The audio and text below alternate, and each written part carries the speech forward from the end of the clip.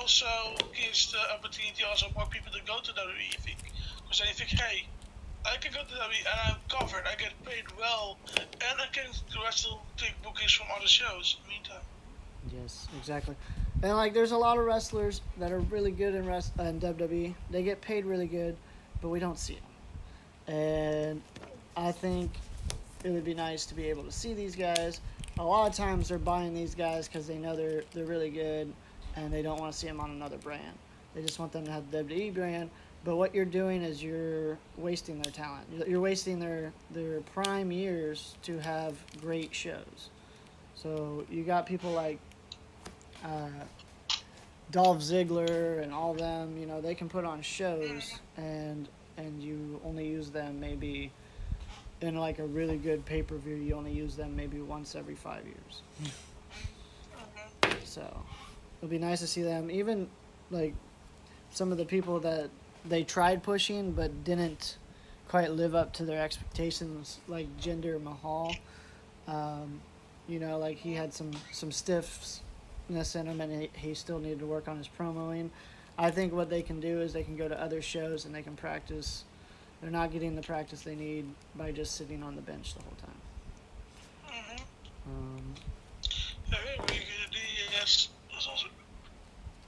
because like But if yeah, it's gonna be interesting. I think if talk about AEW sides, if Tony Khan is become more relaxed, because I think Jan's going head to head with WWE as Vince McMahon of the as head of the creative, mm, and now I would also, if I was in his position, become want to go more head to head against Vince McMahon because he is.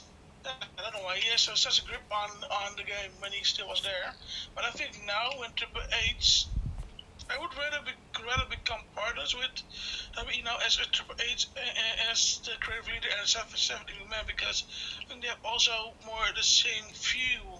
Because when I think I was doing so a long time ago, a another show, but oh well, show about Mr. Man how he grew up. Because at the time when he took over his father's company, there were also people, wrestlers, also started their own wrestling show. But the point is, they was lacking the oh man, advertising. The time did really well, and it took it over. Perfectly done. But I think now wrestlers and also social media and stuff, the landscape has changed. So I think also now wrestle shows run by the wrestlers who also has been a wrestling experience can also do it even more now. I think that's also another way to say Vince McMahon should have already stepped up at least 5 years ago oh yeah, for sure. because the time has changed so much, and I think he's tried to run the same show as before, but it's not catching on because it's the majority like of the demographic is the 18 to up, and they're likely the good wrestling shows. There's a lot of younger viewers, but eventually will come out and think, hey, we need good wrestling shows instead of I like that character more because he's more likable. You know what I mean? Right. And what they end up The- doing most of the time is they're bottlenecking themselves. They use the same superstars, and they don't use these really talented superstars. And then when it comes time to push them, because they're like, "Hey, we don't know what to do. Fans are getting tired of seeing the same thing. Let's push somebody." So then they go to push them, and the fans don't even know him anymore because it's been 5 months since they've seen this guy. So they don't know whether to boo or cheer or what we're doing with this guy. They don't get a chance to react to him, and then they're like, "Oh, you know what? We're just gonna take him back off." Mhm. So it's not like Attitude Era where we get to decide, "Oh, this guy's gonna switch to heel because we've decided that the crowd, you know, doesn't like him." Mhm. They don't give him that option. They start this guy off as a, and some of these gimmicks that they come out with so stupid. It's just like, quit trying to. Okay, so the Fashion Police guys, they made that work even though that was really hard. Well, the same with the New Day. The New Day should have been in the beginning should have been gospel type of tag team, Yep. and then literally Xavier Woods said, like, let us work our magic," and they were made become the most successful tag team ever. So at the point they need to have the. But I think you already also agree and also said like wrestlers. I think giving them already a heel or face Hmm. is not a good option. I think in gray area you can start it then see how they react on it. Exactly. Well, then they bring in these new guys that are trying to be all like model types. I'm like, you're just trying to bring back what we just got rid of, which was the fashion police. And it's like Mm. nobody's digging this. It's just weird. Yeah, and like Tyler Breeze and Fandango just perfectly work with it, and it's well done with them. But doesn't mean everyone can do it. Exactly. Same with New Day. If they were gonna make another New Day, it's not gonna work because they made it do it. Because Xavier Woods, Kofi Kingston, and Big E, that's their personality in it. That's Hmm. also part of them in it. So like, let them make another freaking three-man tag team the same way. It's gonna be ass. Because that's not Exactly. that's literally they faking their personalities then. They're just taking superstars that aren't really being used, have no chemistry together, and putting them together, and then we're supposed to be like, yeah, we like this. No, it doesn't work that way. Mm. But Any Cleveland Guardian fans asking because yeah, they just beat who's using Astros with 1-0. must have been a really good game then when it's Oh that yeah, because close. I think it's a good game if the scoring is really that low. Yes. Uh, Okay. yeah, I've seen a lot of good games coming up on the screen. Um, but that's a good But one. that's what I mean. I think with this new with Triple H, uh, I think for this moment for AEW they need to drop the rivalry mentality with WWE now. Yep. I think the Vince McMahon could have done it because he was beatable. And Triple H, he did unbeatable. They were already okay, he was already unbeatable for the beginning of AEW because they had the years of history and experience that we got against AEW. AEW is just new. They need to just make sure they can grow and become better on their own. And it was doable when Vince McMahon kind of a little bit of rivalry going on like the old school Monday Night Wars. It was fun to do because then Vince McMahon, everyone knows Vince McMahon's strategy in its booking was a lot of time flawed. Not always perfect, but also flawed. So now dropped it, said to do your own stuff AEW, they're doing their own stuff, thank God. And maybe Tony Khan needs to just get off his own high horse and just now focus on AEW as their own show and not even thinking about AEW anymore because then it's like only think about AEW now just to work with now. Right. Because they have connections, right? Because Alistair Black, okay, now Malachi Black, Keith Lee, Cheryl Strickland, people in the background have connections with AEW. Now, I think that's now the perfect moment if they want to do another Forbidden Door or next year Forbidden Door with WWE. That's gonna be humongous for both shows because that was because that how can I say that mythical event has started because of Mr. Man because he wouldn't work with any other shows.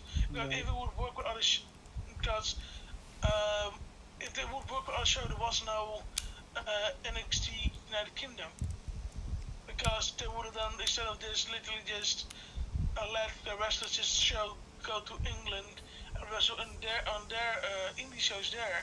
And also I also read one day they were planning to expand NXT to Japan and they want to buy up small Japanese promotions.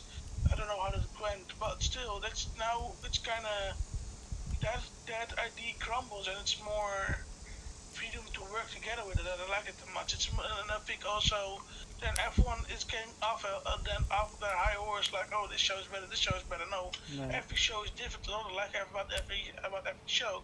WWE is like the beginning, the daddy of all shows, and it's fun always to watch and know what is mainstream. What is made. It's typical mainstream. WWE is typical mainstream because their fan base is really big and mainstream. AEW is literally the alternative, so it's really nice. Same with Impact Wrestling.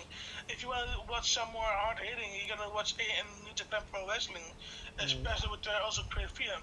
If you want to even just want to watch only a women's only show, I've got to name that one, but there's also little Japanese women's only promotions, and that stuff. That's right. That's what like every show has something else. Oh, you want to watch something Lucha more Lucha?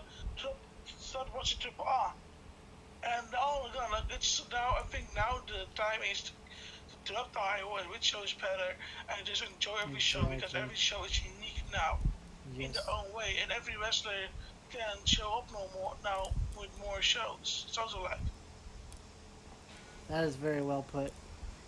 So basically, people need to people need to stop evaluating every show as competitive and start evaluating each episode, each actual show, not actual brand show, but the actual show, and be like, was this a good one or a bad one?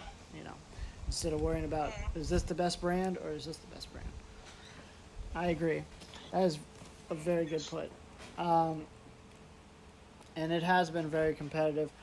With AEW and with most businesses that ever start, even regular businesses here, you know that they have to make it through the first 5 years to either stay a company or become bankrupt or whatever, or just disband in general.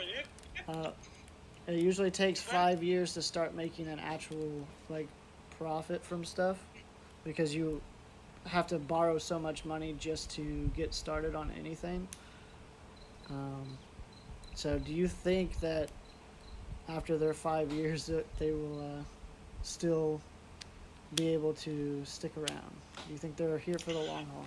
I, I think if they because now the tough times has started with AEW because a lot of people are unhappy about Tony Khan not really reaching out, having favorites in the company, all that stuff. Like not everyone is happy what's going on with them because of Ring of Honor joined the AEW rankings, and also my biggest fear, what I also saw with AEW, um, 9 times out of 10, if they have a show as an AEW show or an AEW name, there's a bigger chance that if the AEW new champion will be elite in AEW regular taking it down. Like really Yuta, I like really Yuta, I like him a lot, but he got the Ring of Honor Pure Championship. Right. My biggest question, why? Just keeping the championship list and make it work for one of the AEW titles. And also same with Samoa Joe. Samoa Joe has joined. I don't even know it's. I think it's the AEW, but he really took the AEW, not AEW Ring of Honor World Heavyweight Champion, no, Television Championship. I think why he did took it from Jay Lethal, and again, and the same again with AEW Super with the heavyweight champion. Took it from I forgot his name again. I think AEW. Jonathan Gresham. They put Jonathan Gresham and put what was facing him again? I forgot him. Also another AEW regular. And I don't think to myself why. Just let them keep them titles, let them wrestle on each other, and make sure that they're in one locker room. Just put respect on the title more. Like now it's like, oh, they're not planning to make Ring of Honor like NXT of AEW, but it's gonna kind of just put them titles on the freaking names, and also um, now with FTR. I'm not gonna lie, I would like to hate that tag team, but hey, they're so freaking good. And pissing me off, pissing me most off is they earned those titles, like they earned the Ring of Honor tag team titles, the New Japan Pro Right. Wrestling tag team titles, the not AEW tag team titles, but also the which one is more? Triple R tag team titles. They had earned it, and I thought when they were going for the Ring of Honor tag team titles, I was fuck off, man, you can kill. And they're bringing Dax came in with a killer promo about his daughter. I thought, fucking hell, man, I'm gonna root for these boys because that's a story to root for. Right. Root for it. So that's why, in the end, that's why I think that tough time's gonna come with AEW because the regulars are taking up spots. Of course, again with the trios titles that Young Bucks and Sporter for everyone who watched AEW. If not, don't worry about it. Like the Undisputed Elite is breaking up because Cool and Bobby Fish and Kyle Riley has attacked the Young Bucks, and I think they also gonna start a rivalry for the trio title. I think to myself now. Huh. So let's put it not on one of the main roster of the high whatever the Tony Khan babies to because I like them because they're all good wrestlers, but I think it's too much attention to them and let new talent come through.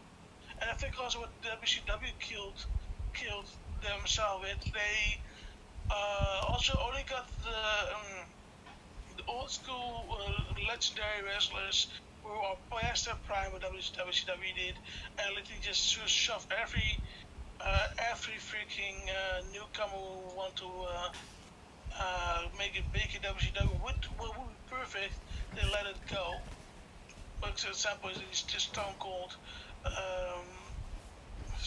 Eddie Guerrero, and well, I think about more. I forgot his name, Chris Benoit, and all them. So that's like, I don't want them to make the same mistake. I don't want them to make the same mistake to me at AEW. I think AEW is a perfect North America show to hold, a North America big show, so the kind of people, wrestlers can then rotate between Impact, AEW, and WWE then. It would be awesome. Okay. Oh, sorry. You can see that Sir Beast is hydrating too. I'm gonna do my classic hydrate for you. Hydrate. Well, we got some streaching. I will be next time I do this late show, you know, just getting back into it, I will be shutting off some of the channel points because late shows are not as interactive as it is talking to the interviewer. Obviously, I'm not going to be out here doing a bunch of bare butts and stuff like that during these kind of streams. It's more of a let's sit and talk kind of thing. And so for the future ones, we will be shutting them off. Just know that I don't have any bears out here. I'm not planning on doing any of that. I'm not going to run in and go get the chicken suit or anything like that. Our guest is the person that actually helped with the channel point redeems. When we do a channel point redeemed late show, they are actually the thing. If he requests for me to put on a suit before we do it, yeah, we'll put one on. But other than that, no, we're not going to worry about that stuff. I think. I think personally, I want to get off WWE though, because otherwise it'll be shitting it tomorrow. Yes, I was just about to say that once you got done. I was like, there's only two things left I was going to say, and that was if AEW and WWE did a pay-per-view together, you know WWE would try to write them to win every match. And that would be something that you'd have to work with. Because they like to put themselves over everybody. And then the other thing I was going to say, and this was just going to be the quick segment, if you were going to be a wrestling personality in wrestling, would you want to be a face or a heel?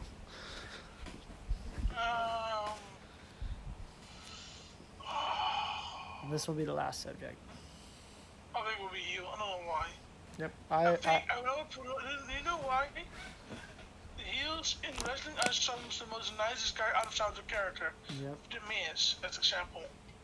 Best example. The Miz is one of the nicest, chill guys to laugh and have fun about. But it's such a good heel. I mean, I think with me as a personality, I would also become a heel then. Yeah, I agree. I definitely would rather be a heel. One, I feel like it's a lot easier to have people turn against you than it is to say, yes, I'm gonna let you cheer for me or whatever. 'Cause you gotta just be that person. And like even the Miz now, he gets cheered more than he gets booed. So like you hear that auto-tuned boo that comes in when he's like they lower the cheers and make it sound like a boo. You can hear it, and it's like, come on, you're not fooling anybody. Like he can get cheered and still be a bad guy. Like just say the crowd is going for the bad guy. Like yeah, but I think if I'm gonna cheer you on when you just give a school crashing fellow to freaking Logan Paul. Yeah. Yeah. We'll save that conversation for another time because I do not want to get into those two. That's a long conversation. Yes. So let's go. So let's talk about Twitch. I think personally. Yes. Let's talk about personal and Twitch stuff. I have a good question. What do you see yourself over 5 years with Twitch?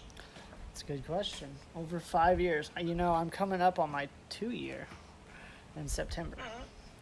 I'm going to my 3 years. So. And then in December, I'll be coming up with my 2-year affiliate. Where do I see myself in 5 years? To be honest with you, I started this as a hobby, and I did expect it to grow a little, and want it to become where I got affiliate, which was awesome that I was able to get that. With the content that I make, I don't know if I would be partner within 5 years. It would have to be such a drastic change from what is going on now. I'm kind of at a plateau, slightly rising plateau, I guess, because sometimes I go up every once in a while. I just plan on being here and enjoying time with the people that do show up and making more friends along the way. I do believe if I keep doing this, within 5 years, I'll keep having friends that come in like you, and like, every year it seems like I get like a good group of people that are like, you know what, I'm going to stick around. So I feel like I'm the longest one so far, I know. Yeah. So I feel like in 5 years I might have like a good steady set of people that come in. My goals, I set myself a little goal, and it's like I wanted to hit 1K followers because I just wanted, it kind of sucks having triple digits as a follower because you can literally see your number every day, whereas when you look at a person that has 1 point whatever K, they don't have to look at that number every day. With us, you get to see it fluctuate so much, but once you get past the 1K, it's like, unless you're actually going in and looking at the number, you're not going to see that. And sometimes that can affect you, I think, if you take it personal, Looks like my Frogman's Yankees are beating my Cardinals 4-1, so yikes. Don't second inning, don't worry about it. Yeah. Mighty big score already for only the second inning though, so they need to slow them down. Switch pitchers or something. I would say... Where do you see yourself in 5 years? I think it's achievable to become partner in 5 years. I've seen streamers streaming on Twitch before even it became mainstream, and now hitting it big, and they also have done at least 6 or 7 years of streaming.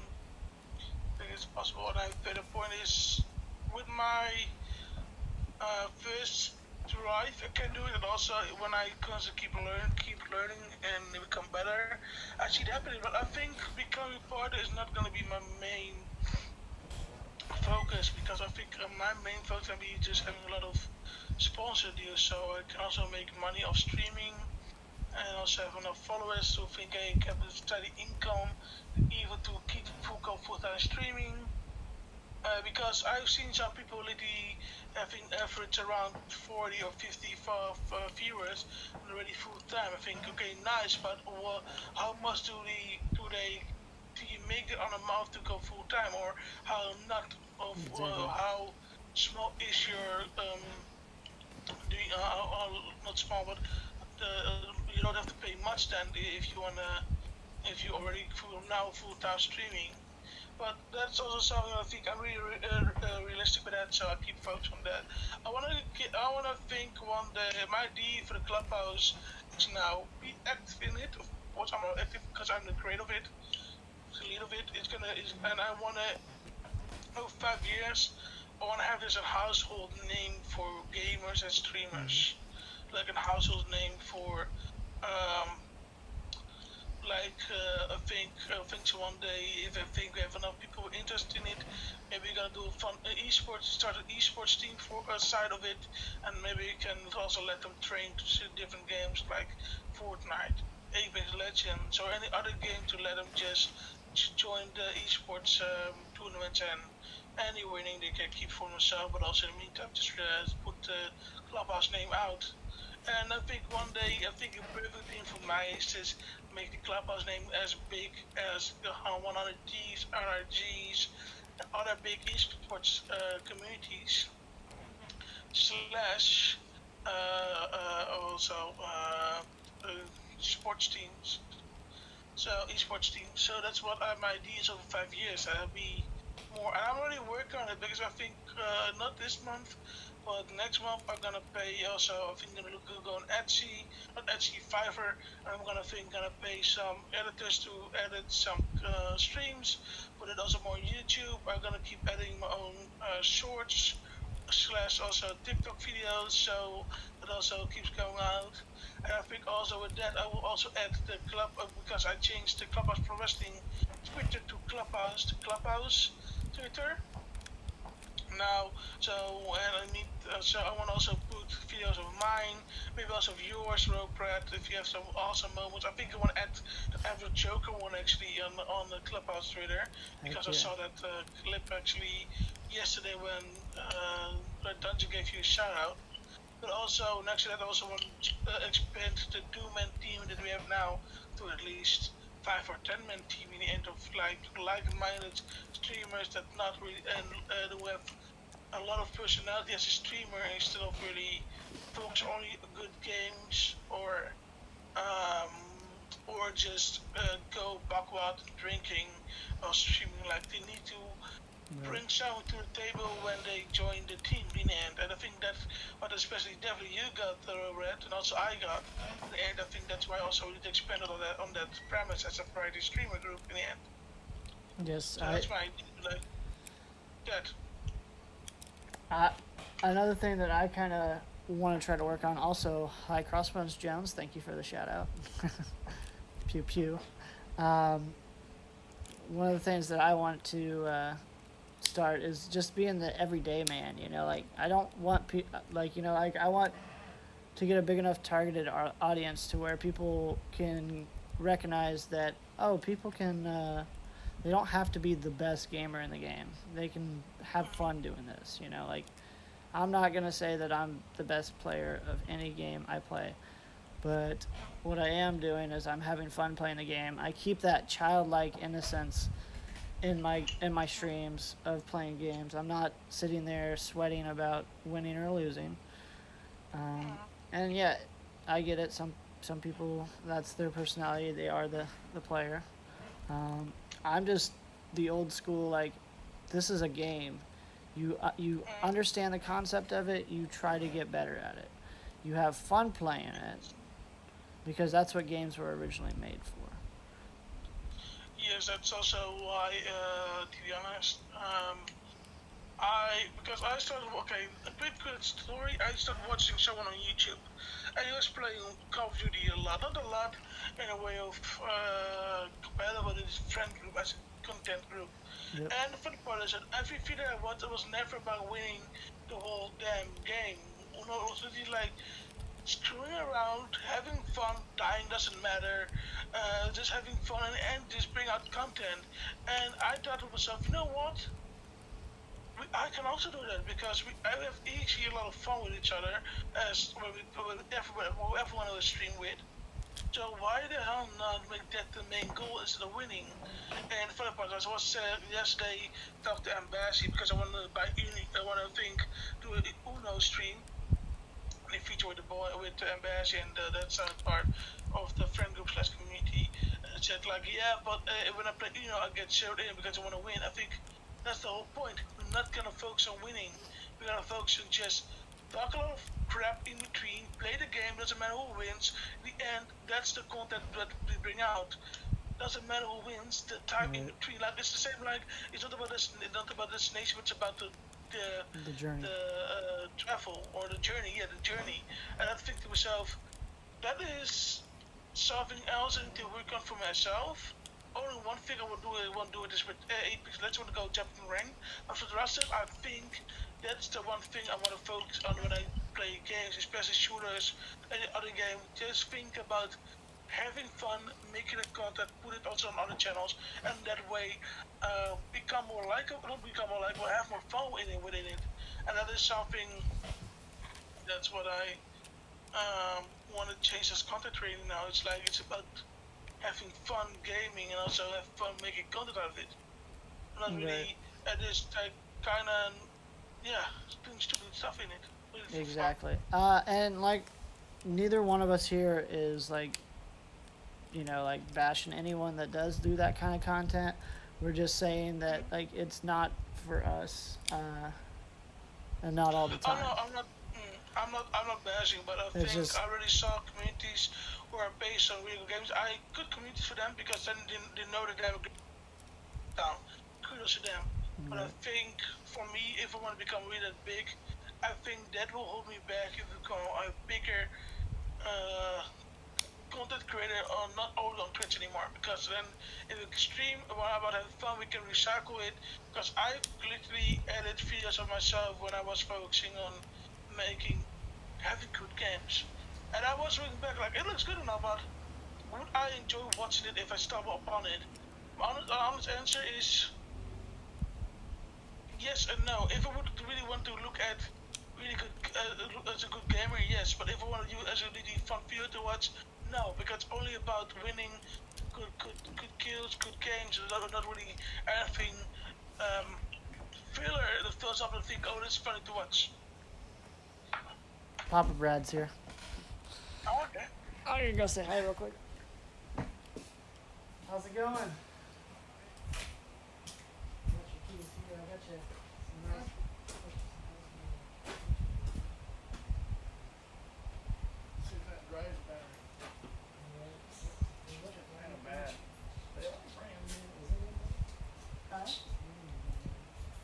The tires was getting bad. You were talking about the car, the truck drive for that or something. No. Drinking some tea? Yeah. Oh, I can't drink sweet tea. I didn't know it was sweet tea. Yeah, it does stuff to my teeth. So, we got the Cardinals game. They're losing to the Yankees 4-1 last I checked. I know you're a Cardinals fan. Sir Beast is right here. He's my best friend on Twitch. He's from the Netherlands. He helps me stick with my Dutch roots. Actually, on my dad's side is where the Dutch mainly comes from. Dutch, Irish. We got a little bit of everything. Yeah. Indian. Interesting. That is the man, the legend that has raised me. If you want, you can describe what my childhood was like, what it was like raising me. Was I a challenge? Pure hell. That was a good start. Yeah. Ornery. He got it on us, so he Yeah. got it from his mother. So basically, what happened a lot of the times, especially when I got out of high school and I was in college, is I was always challenging this guy, and so like I always said I was keeping him younger. That's what all I this think we gray's make him for. look older Yeah. quick. Service says he thinks he made you older. Yeah, that's what all the gray's for. Yeah. So you don't really watch sports anymore. You're not really into. No, not much. He's I watch a little baseball, yeah. a little bit of NASCAR once in a while, but that's about it. College football. I like college football. Me and Sir Beast became friends because of our wrestling. I know my dad. You've actually gone to wrestling events before. Yeah. I've never been yet. Still, you got to see people like Andre the Giant and Ultimate Warrior, the Undertaker. I think. you said. Undertaker, yeah. So I am jealous about that. Jimmy Fly, Super, Yeah, Jimmy Superfly. Superfly, yeah. Snuka. Snuka. So that's pretty cool. Old school. Kane wasn't in it yet, was he? No, Because that was more Attitude Era, and you were just before that. yeah, Was Bret Hart in there yet? yeah. He was probably pretty Yeah, it was. I think they was still part of the Hart Foundation. right on. Yeah, so he definitely doesn't know much about wrestling nowadays. He was never too big into it. I guess you were into it as a kid because you said Yeah. you watched it a lot, and Grandma was like, "Turn it off" or something. No, or she was watched it. she was watched into it too. Yeah, Grandma Yeah. watched it. So that was pretty cool. Yeah. I think it's pretty cool that both my grandmas were not your typical grandma. Like my grandma, like the ones that you see on like, I don't know, like how they make a persona of a grandma and like the Hollywood type or whatever. Is they always make them just like, oh, they're an older person or whatever, and that's basically just their stereotype. But my grandma on my mom's side was like a really good gamer. And I'm sure she's the reason why all of us kids play games to this day. And my mom's like a really good Pac-Man player, and my grandma was really good at Mario. And Nice. this guy, my first game I ever played was Duck Hunt, I believe. And that was because this guy got us one of those plug into the TVs duck hunts. So It was on Nintendo, wasn't it? was it on Nintendo? I think it was on Nintendo. I didn't know we had a Nintendo growing up. I think it was Nintendo. Okay. Awesome. I think Like a mine king. would have been Banjo and Kazooie on the Banjo and Nintendo Kazooie? 64. Yeah. And I think combination with GTA San Andreas on PlayStation 1. Because the older brothers of my friends then, because we were playing at my friend's house and they were always away. Really, they were playing on their game stations, and just then playing those games like we're not allowed to play, but we did still play. So that's how I started gaining experience. Sir Beast Really fun. is 2 years younger than me. Hmm. That's not a 40-year-old man you're looking at. That's just Sir Beast. Yeah.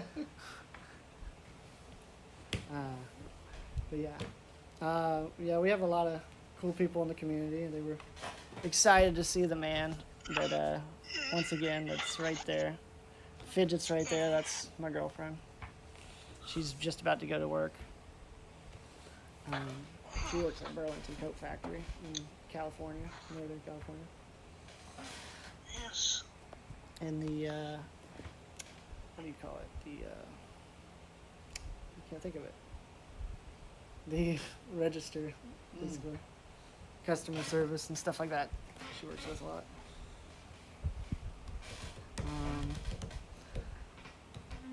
We have a lot of stuff that we've already talked about, but we were talking about like our future plans doing this stuff. We, Mm-hmm. like I We're mentioned. talking about different type of streamers on this platform. Yes. Like some people already focus on okay, say how good is my gameplay type of, or like how good I am type of gameplay. Other ones are more about getting a reaction out of others for content, selling off once in my talk negative, and other ones are that content is just drinking beer and doing stuff on stream. And I think Yeah. it's a really lacking type of creativity you have if that's your content. Yes. And I'm just not afraid to say that, because if you content is getting drunk and then streaming, then you're not even creative enough to even just do anything else or being good content creator. But for the rest, we are focusing on that. We are literally focused on just having fun and just also with that being out and also have people something enjoying to watch. Yep. That's for sure. So Cerberus is also the designer of all the merch that we make. So like this hat, he made this also. Everything. That is one of that was is slash I want to say what like like you still plan on becoming quite a good designer too, right? That's still Yeah, I'm thinking go freelance. freelance. Yes. Ooh, hats off to you. I start my own small company. Maybe that's why I also want to outsource editing to someone else, so I can focus on freelance stuff, also small editings, and then after the music better, I will pay someone that like do the big editing, like highlight videos of streams and videos. And I think one day we'll want to have one editor for me. Just can constantly pay with a amount. I have already someone in my head. Koi is also editing one of the videos for me. I also have someone else want to do it. If you can have multiple people, then I can also multiple edits the thing to be edited. So yeah. So Really thinking about the future.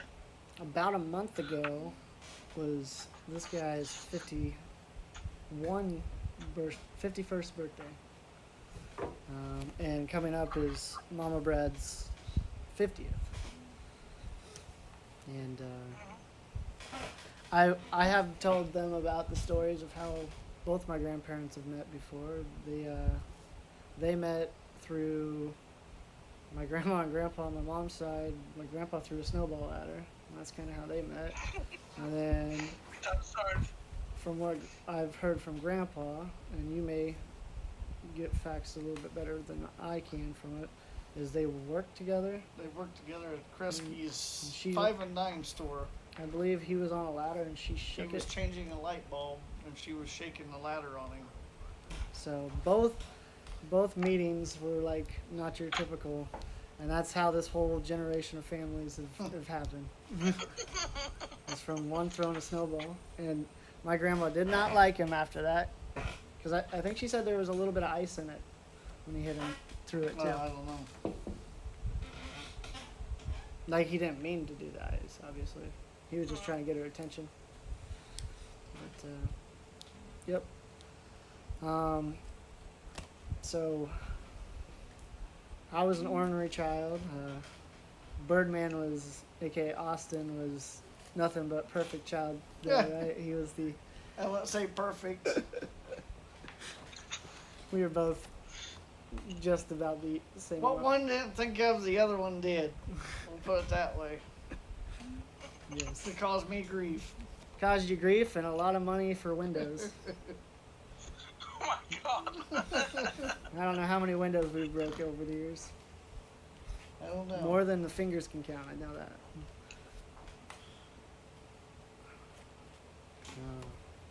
But one thing is for sure, Birdman and I may not have gotten along when it was just us at the house, but when Dad got there, we were able to co-op our story. No matter how much it didn't make sense, Yeah. we would make sure it was the same story. And I don't think he bought a single one of them, but he was like, you know what? They're getting well together right now. The fact that they took the time to work together to make this story, I think I'll just. I knew.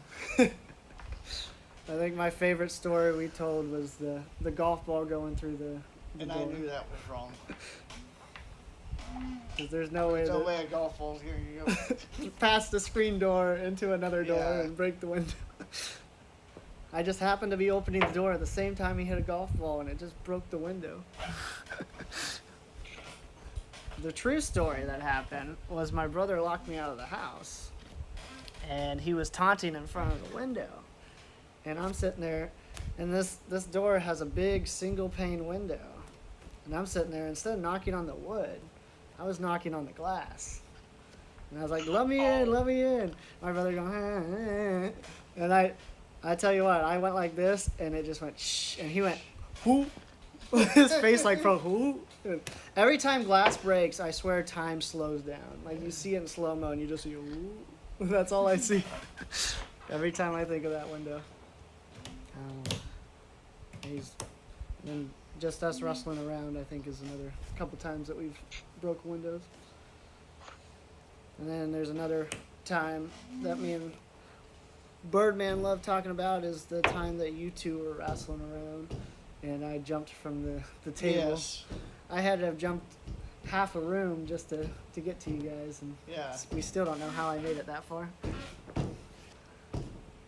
He did a Jimmy Superfly Snicko on us. Yeah. Yeah, I don't know why I decided to climb on the table to knock you both down. But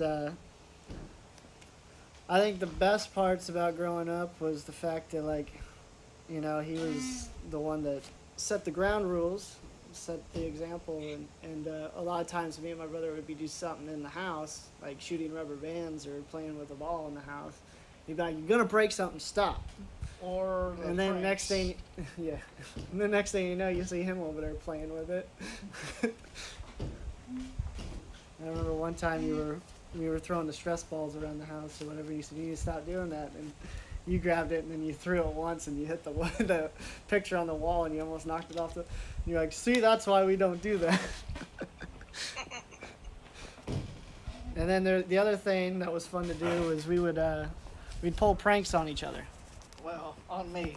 Yeah, that was another teamwork of us two, is we would make sure we did a prank. I think one of the pranks we did was like a mouse trap in the cookie jar. It was in the drawer. Oh my Enjoy. god. And I reached in the drawer to get something that snapped on me.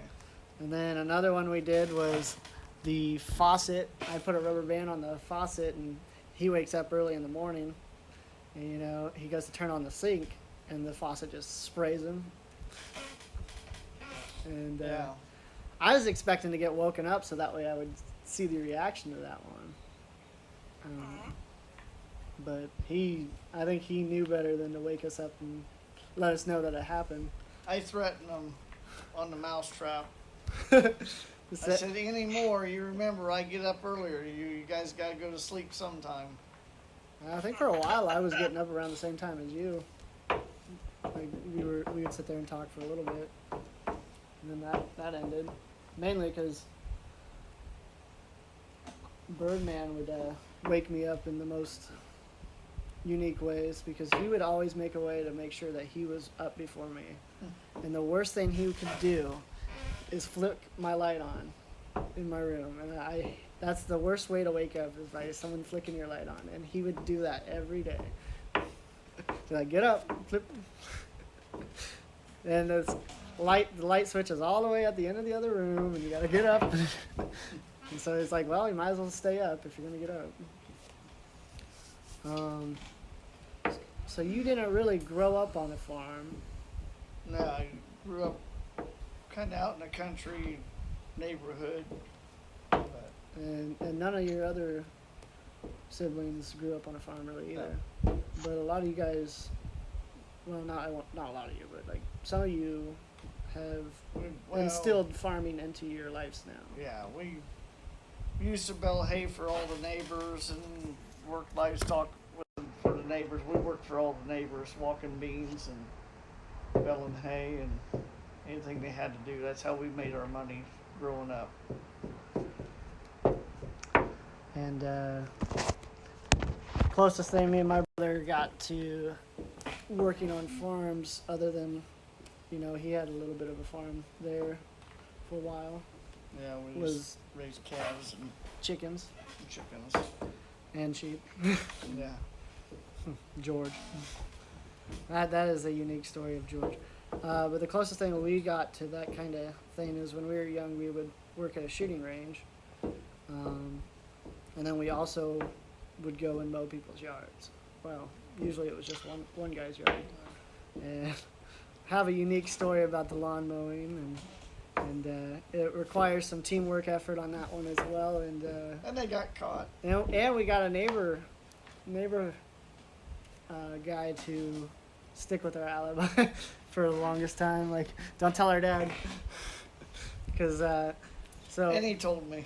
Yeah, he told I him. made a mistake. He was one of my oldest friends. They graduated high school together. But he was also our neighbor right across the street. But basically what happened was my brother was driving the lawnmower over to the house, and I was supposed to drive the truck. Just because we both had to be there. I think it was a big yard, and we Just bagging it, I think. Yeah. Yeah, we would mow it and bag it. But I think we would take turns. I can't remember how we did that. We wouldn't just one of us be over, because I always wonder, it's like, why did both of us go over? But then it could have also been because we wanted to make sure no one got hit by another car coming. But my brother, I'm sitting there driving the truck, and I'm more of a newer driver, and my brother starts doing the pace car thing. He's like, or no.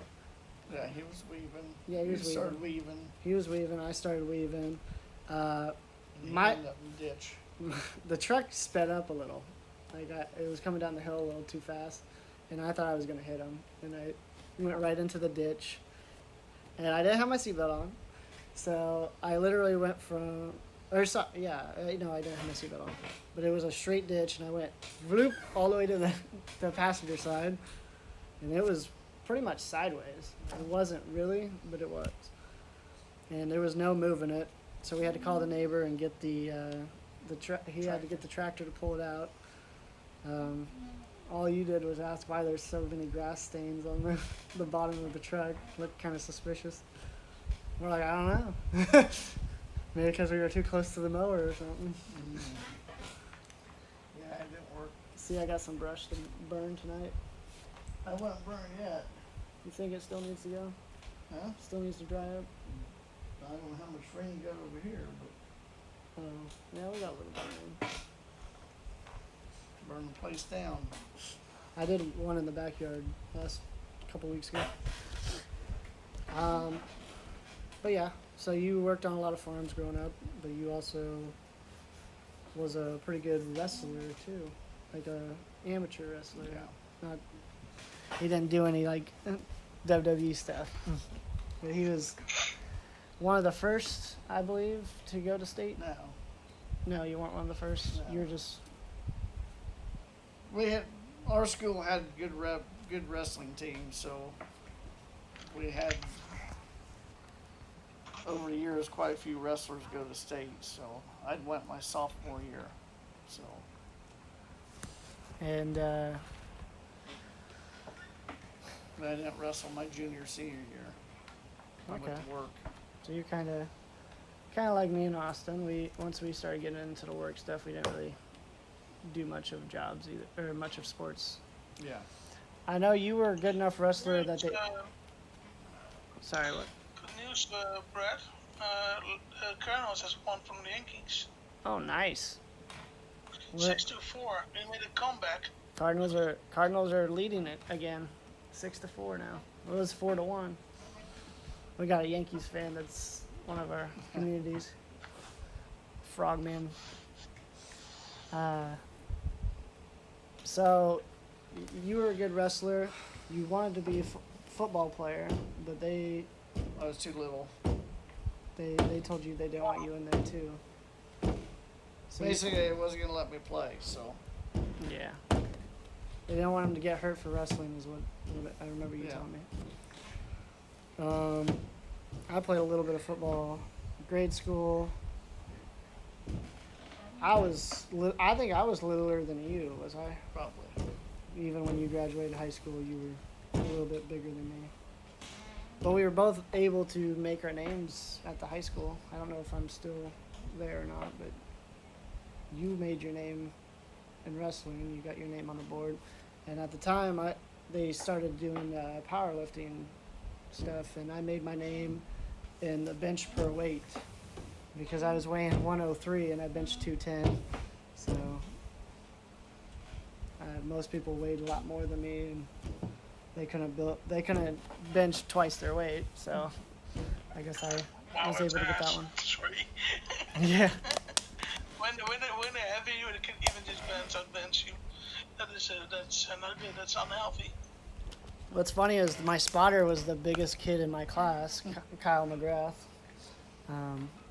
and everybody asked me what my secret was to get that, and I said I had a good spotter. He can do some good curls. So he was doing all the weightlifting for me.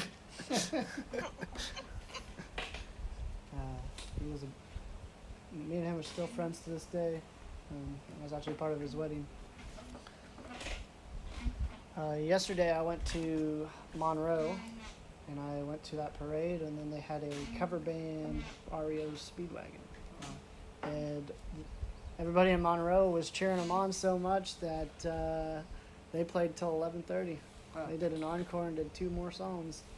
And that band was like, this is one of our greatest nights. We've never had a crowd this active. So it's pretty cool. This guy I work with, he has the same name as my dad, and he has a son the same name as me. So it was we went to the thing together. He's about to retire himself in 2 years, and I think it was pretty cool. He's got a nice sports place to watch some sports in his house, so definitely gonna go by and watch the Super Bowl over there next year. Well, Sir Beast, because you are in the Netherlands and you have more of like the Dutch community around you, and you know we don't see it every day. What is kind of like a what would you say, like a,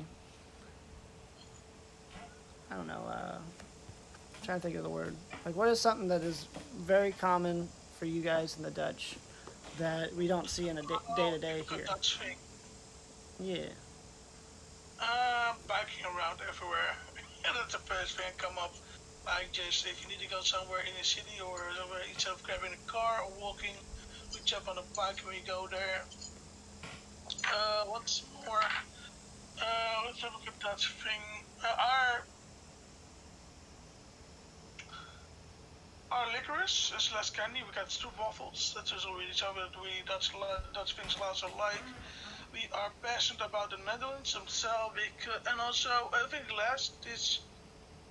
yesterday it was Gay Pride, so it was all pictures of the camels in Amsterdam during Gay Pride. There's also big in the Netherlands because it has been yesterday. And what is more typical Dutch thing? Yeah, we have some, but for the most of the citizens that I wholeheartedly agree, it's rude for people who are not Dutch. We tell stuff that's how it is. We don't try to turn around. We just say it is like that. That's how it is. It is most of the time. It sounds so rude, but it's true. Like it was. What is the best example?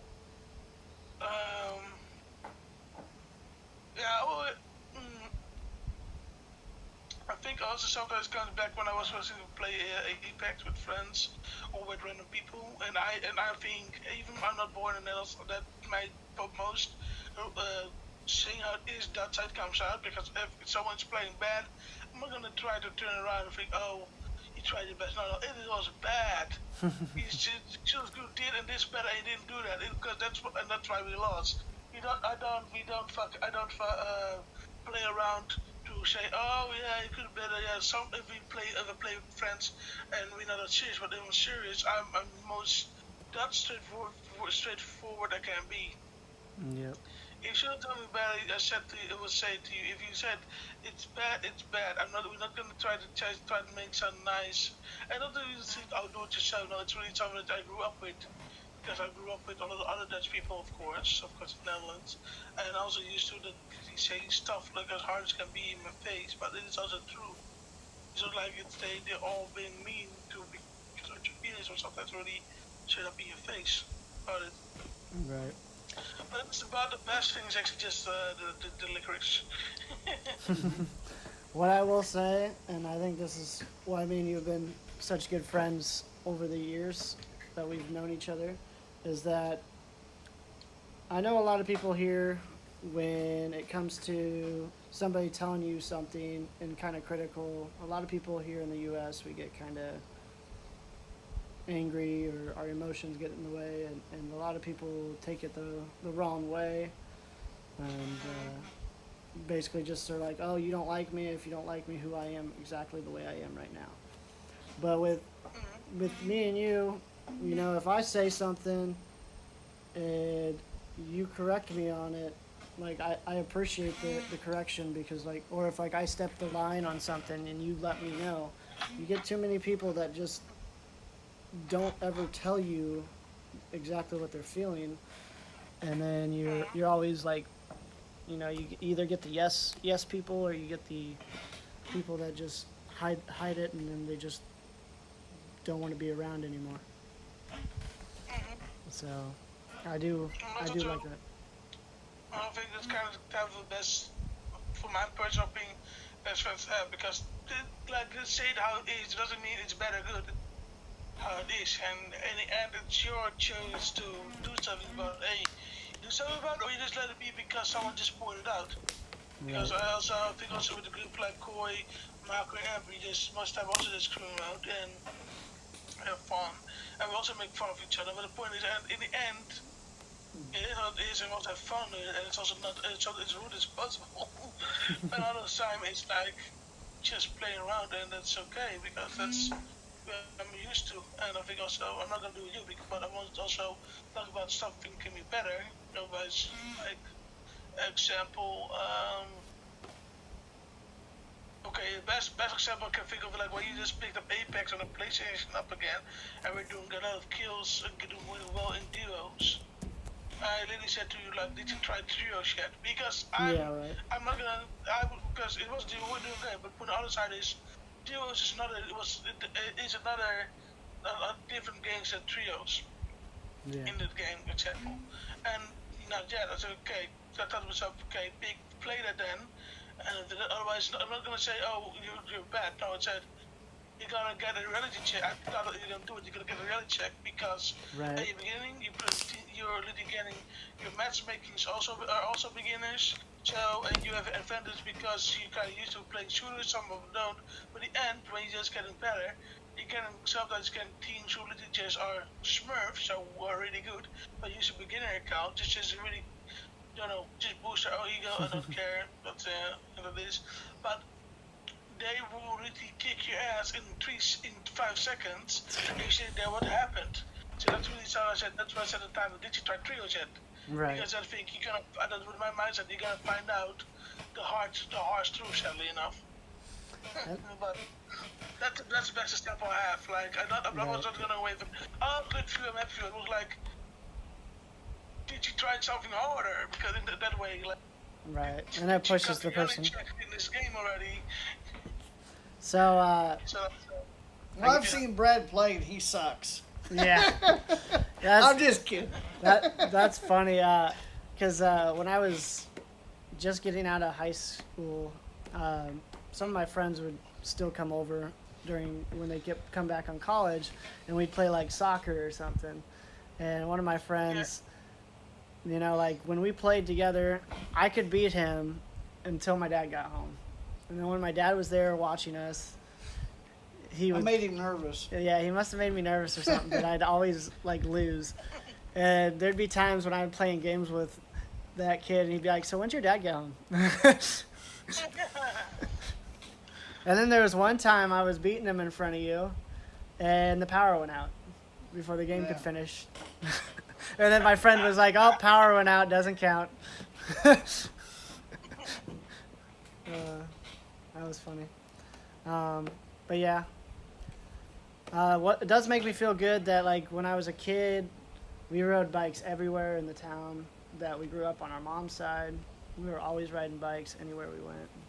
So it does make me feel good that we did choose to ride bikes a lot when we were in town when we were kids.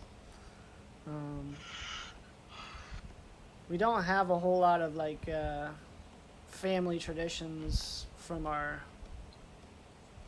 family that come from any of the like I would say like from any of our generational like DNA, but we do have family traditions that we do. Like we all have to watch Christmas Vacation right after Thanksgiving.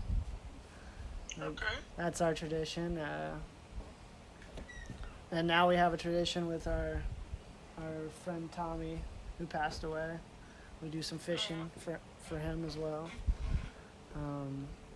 Serbius did get to meet Tommy a couple times before that, so he does In know. the beginning, yeah. Yeah, they were the two people rooting me on when I first started. So we do have some of that.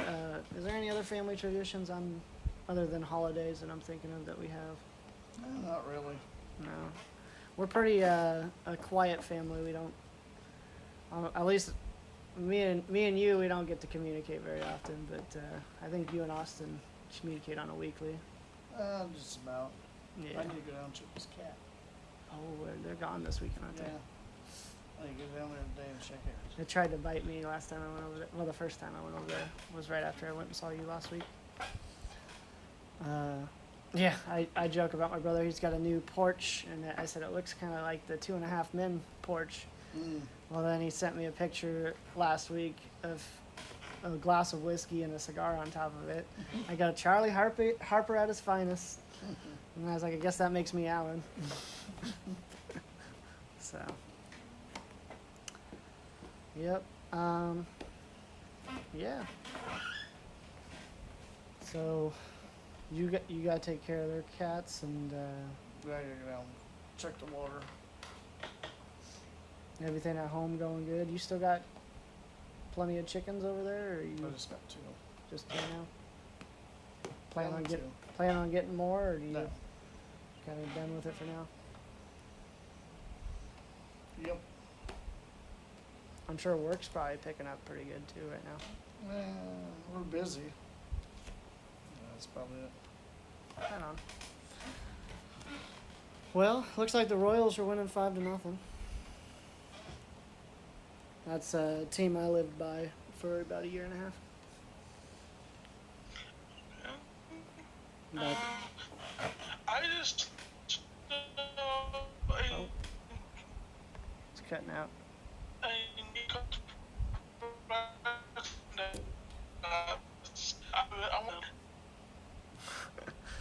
You cut out there for a second, so we're gonna have to have you repeat that. Okay, there was a team named Trash Pandas. Oh yeah. Yeah, It's Trash called Pandas. The, We got AAA teams on there too. Rocket City Trash Pandas. I like the name so much. Yes. There's even a team in the AAA division, I believe or no, they're in the AA division. They're called the Biscuits. The biscuits. Yeah. Nice. I was like, I gotta keep the tabs on the Biscuits.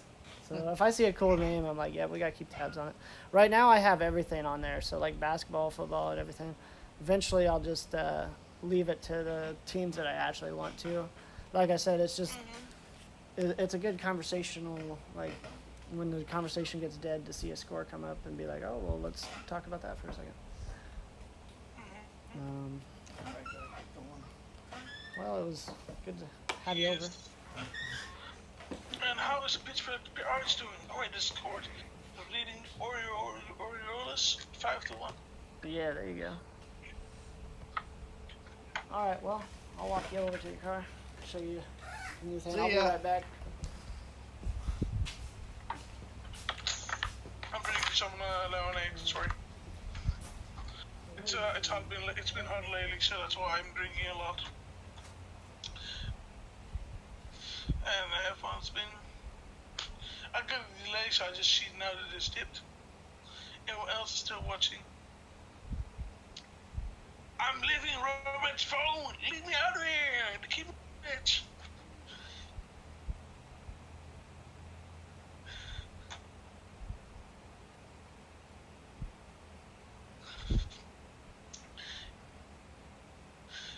Late night with Brad. What's it again? Late show with Brad Rowe is sponsored by Clubhouse. Shop Clubhouse Store.com. Get your best shirts of Robert 78 and Sir Beast and Clubhouse Pro Wrestling there. All overprint shirts, embroidery, and even just print on logos with your favorite streamer. Slash and report to the Clubhouse to wear the merch. Alright guys, I'm back. It was awesome to have him come by. I was doing some Advertisement? Advertisement. Exclamation mark exclusive for the other one. Alright, talk about that. I finally fixed the one thing I wanted to fix, and this is the new code. It's the new one. Oh, for the exclusive one? Or for... Yeah, because I made a new domain.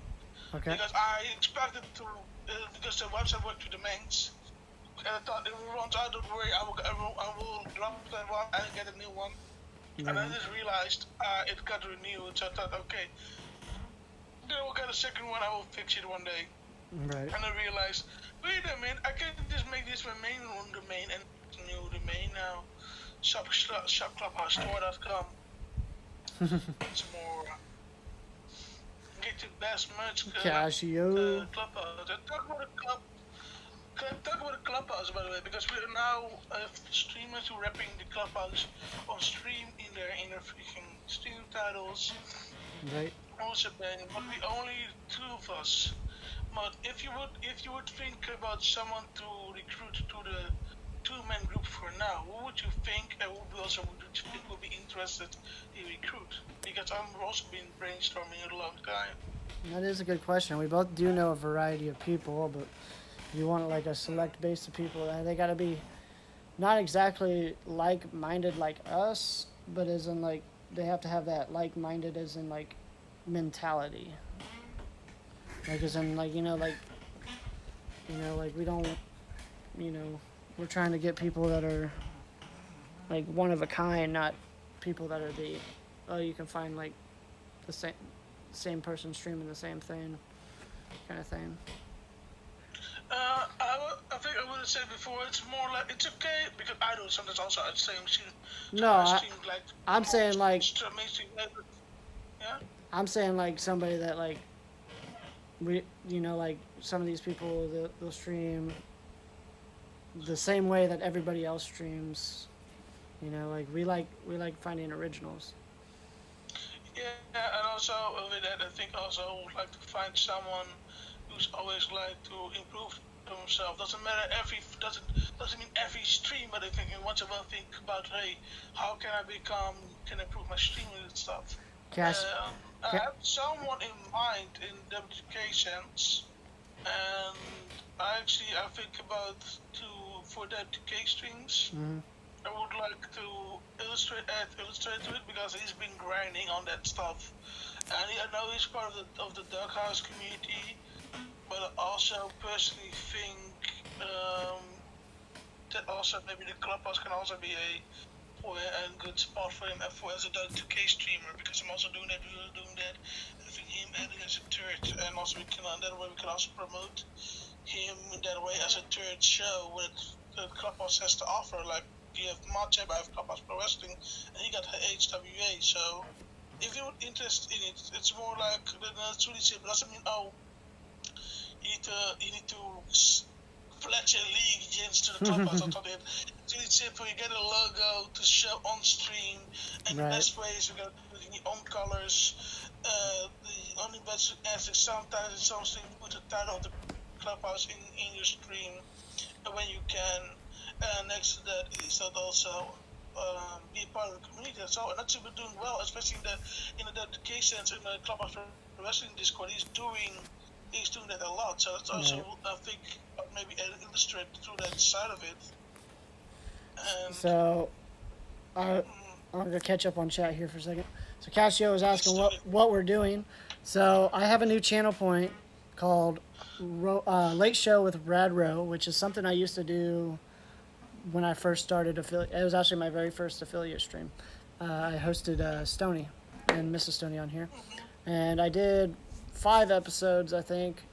Then we did a 6th episode that was kind of janky because I couldn't get it to work on my phone to where you guys could hear Sir Beast. Now we have a second phone. Hold on.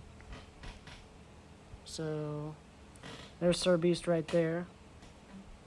So now you guys can hear him. I am delayed. I'm maybe late. Yeah. Oh, I turned on my camera. But so basically, if anybody wants to kind of hang out and do somewhat of like a late show, and we can work on the creatives together, they can just redeem those points. And you know, like Sir Beast wants to do this again sometime, you know, we can always make it a later date too, so that way we can you know, come up with some more unique ways to do it. But if we're doing it on the spot, maybe also I want to invite you to my not really, it's not meant to be a show, that's then my ways more go towards podcast. yeah. But also maybe I can invite you towards it. I still design stuff for it because that was not going to be only for 2 people, also more people. But that's the idea behind it, yeah. So basically, that's part of the channel points now. We have a lot of different channel points now. There's some show the love channel points that you can see in there where you can show the streamer and some of my streamer family. I noticed you said that you are one of a kind, and I believe you are too. I don't know anybody else that streams and plays drums the way that you do. It's awesome, especially that you let people request songs, and people like me who try to challenge you by playing completely different songs that maybe you've never heard of, or you didn't expect the drum to switch up on you or something. So I do like that. And when you're playing games too, it's very enjoyable. I just like your all around, like the way you interact with your people. So definitely believe you are one of the kind, Casio. You get that as we call stamp of approval.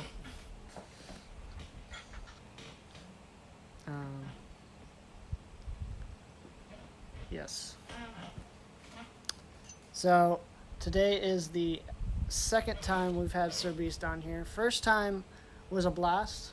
We did end up doing it from your side of the stream, so it is kind of nice that we get to do it from my side this time. Yes, of course. I on purpose was not streaming tonight because I want to make sure that's really your late show with Red Row, of course. Right. Casio redeemed the You Are Awesome, so because we have the channel points on right now, there are some that we will take off during these, but we will do this one because this one's pretty easy to do.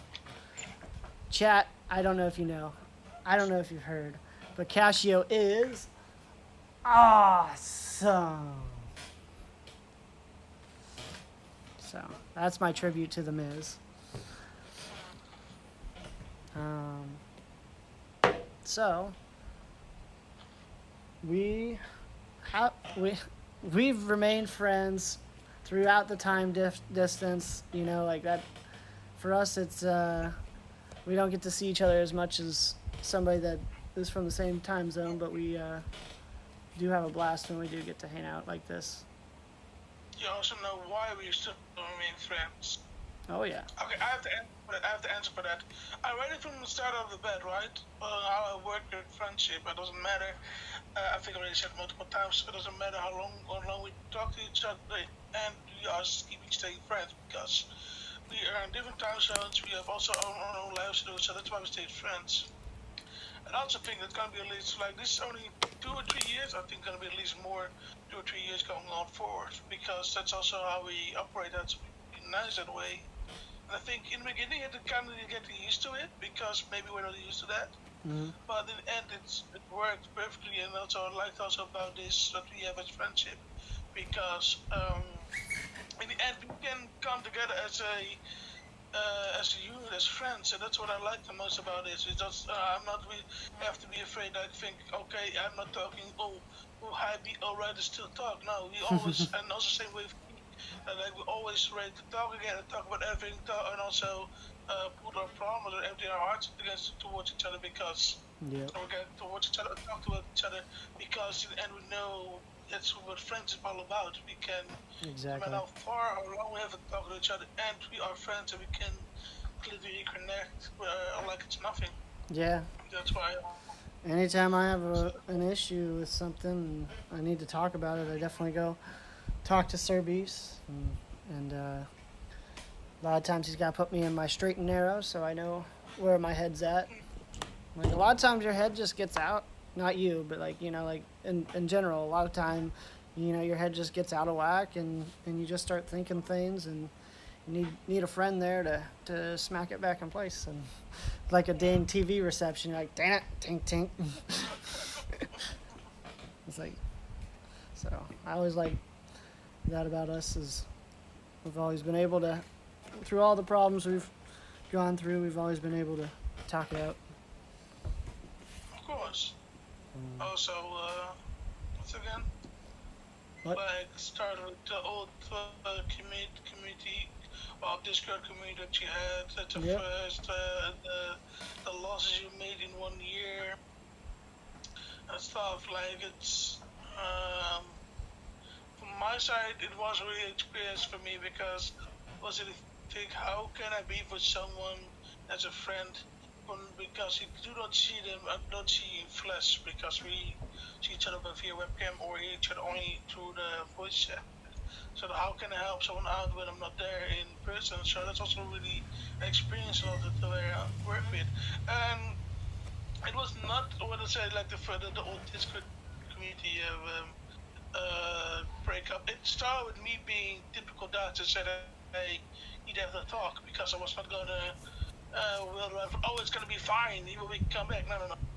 I think it's time to have the talk, and that's how it started. And also, Right. and I think also personally that's also what maybe I think for my side made me a good friend. It's like also to say, hey, it's time to have that tough talk. Maybe with you or maybe with me, and also with the other people what you've talked to me about your problems with. I think maybe it's time to like put it on the minimum though, like what's gonna change me, and then also it's gonna be also the other person or or me or you to find the moment to choose what you want to do, and that's also what I also see good strong in our friendship is that we still have this year really both been through still are just together and also enjoying just being gaming, streaming, talking about stuff off stream, also now here on stream. So that's what I like about. Right. Yes. One of the things that I enjoy is like you sometimes there's times where like a friend's going through something that you can't relate to. You Mhm. you would never put yourself in that situation, so you're like, I don't. What kind of advice do I give this person?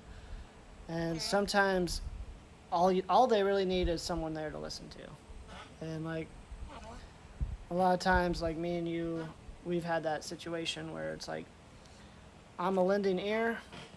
If I have something that I can help you with, I will. But if you just need to talk to me, just come talk to me. Um, I know I have a lot of friends out there in the workplace that have like personal problems going on, and I just cannot relate to some of the stuff that they're going through because I've never been to it. So it's like I don't know what to say. So I just learned to just be there. Yeah. Just let them Yes. talk it out. Mm. And when they ask for your opinion and you don't know what to say, the best part is you're listening to their conversation. You can evaluate what's going on. And you can say, I haven't ever put myself in this position, and it really You know, it sounds like you're going through a hard time. I know stuff will get better because stuff always gets better. You got to keep a positive mind. Positive minds make positive days. Negative minds make bad days. So, Yes. um, So yes. I know it's getting kind of late for you. No, no, I don't work. I don't have to work tomorrow. Let's keep going. All right. I'm Well, okay. we just got a doggy surprise. I'm just gonna enjoy my sleep tomorrow morning. I plan tomorrow morning to wake up around 11 o'clock in the middle of the day because I am not gonna do anything tomorrow. Well, I was thinking. Tomorrow's my recharge day. Tomorrow's definitely gonna be my recharge day because then I need to work again Tuesday. So yeah. I was thinking maybe we go get that book and we'll try to get some of that going. Of course, we can all do the book anytime. All right. So I'll be right back, guys. We got the dog out here. Ooh, I just knocked my chair down. Got stuck in my boot. No, I'm going to go get the book. I'm going to get that one book.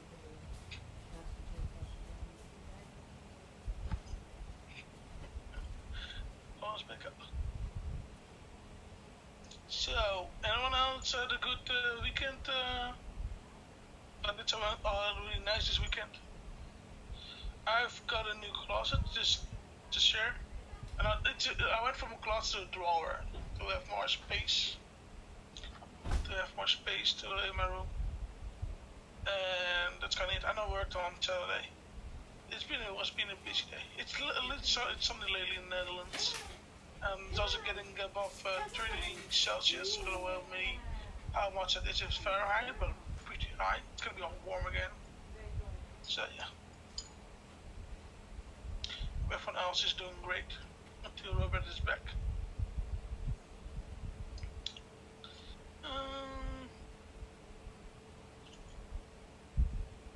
Richmond Flying Squirrels, that's a good name. I might say that's a really good name. Richmond Flying Squirrels. The Fisher Cats. 12-0, that's a good match. It's a good game. The MILB.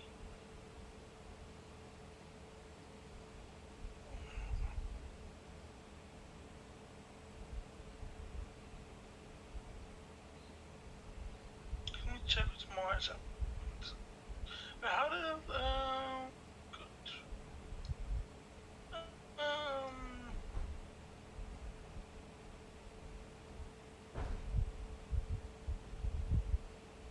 It has been quiet between the Cardinals and the Yankees.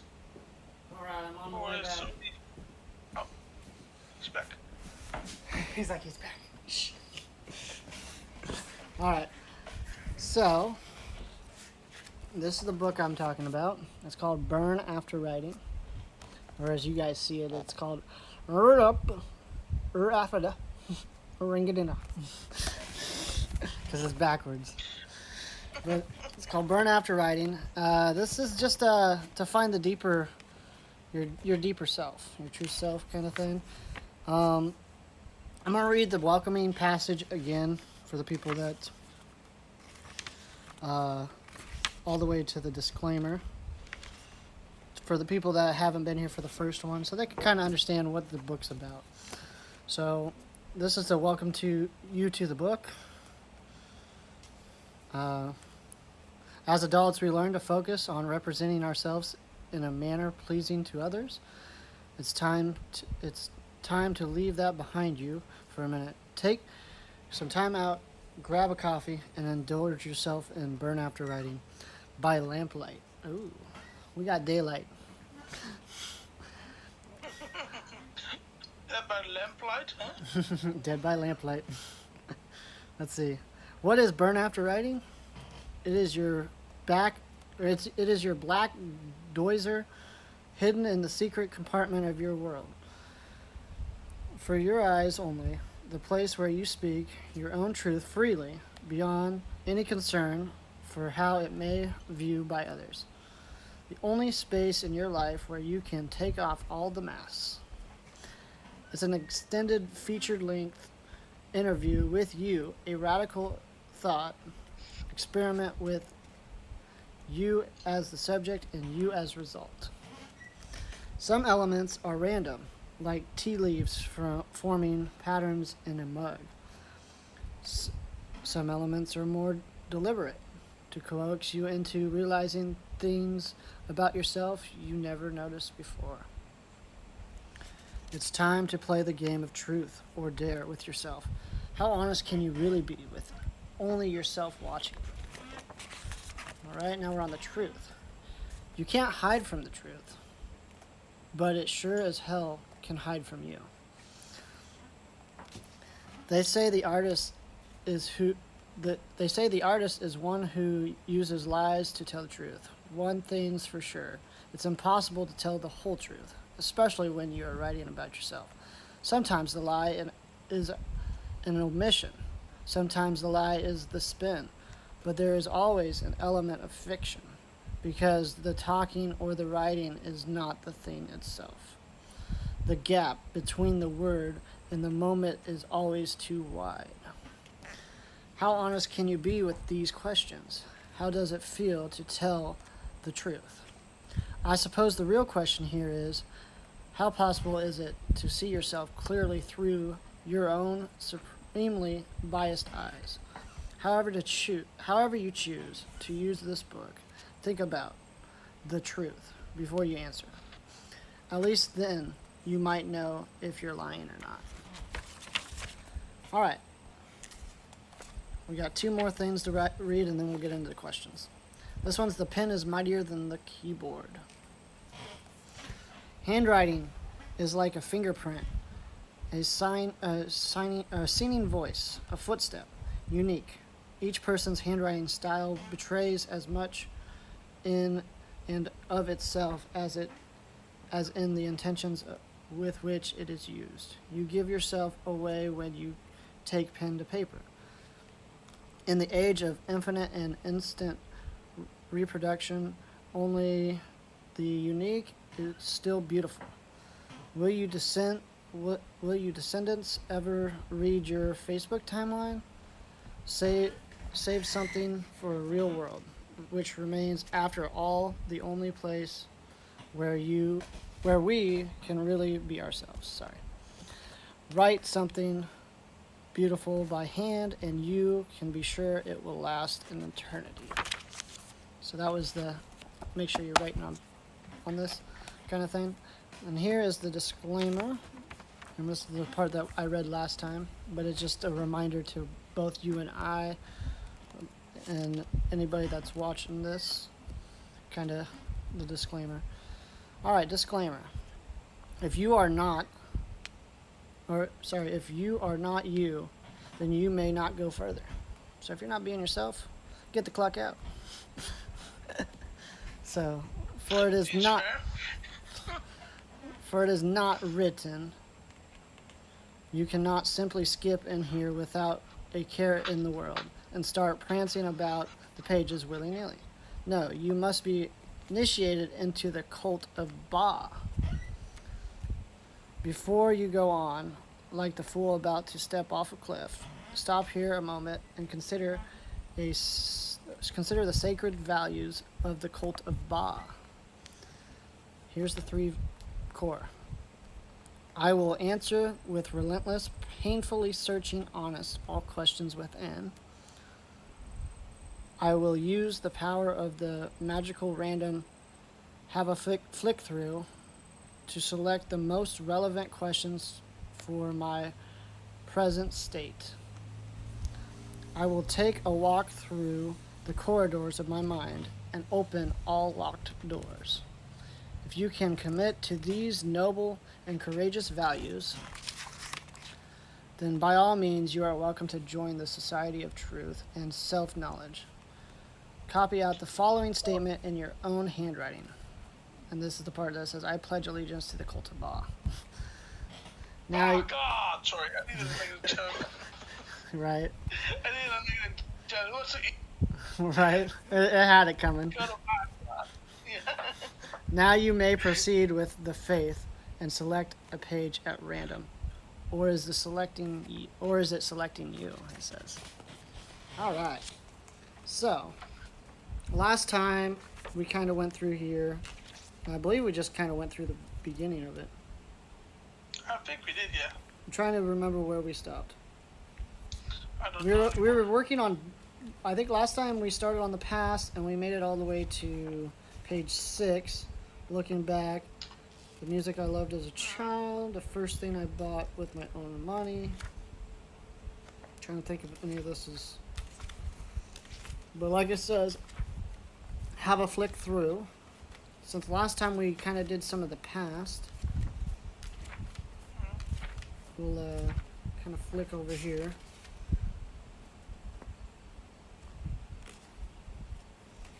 Let's go to this quick fire one. The quick fire round will be fun because this is just a you would, as you can see, you would check. It's just an I've, and we would check to see if we've ever done that. And we'll just say check or no check if we done it. So I've been in love. I'm gonna put check for me. Yes. So check for you. Gotten married. No check. No check.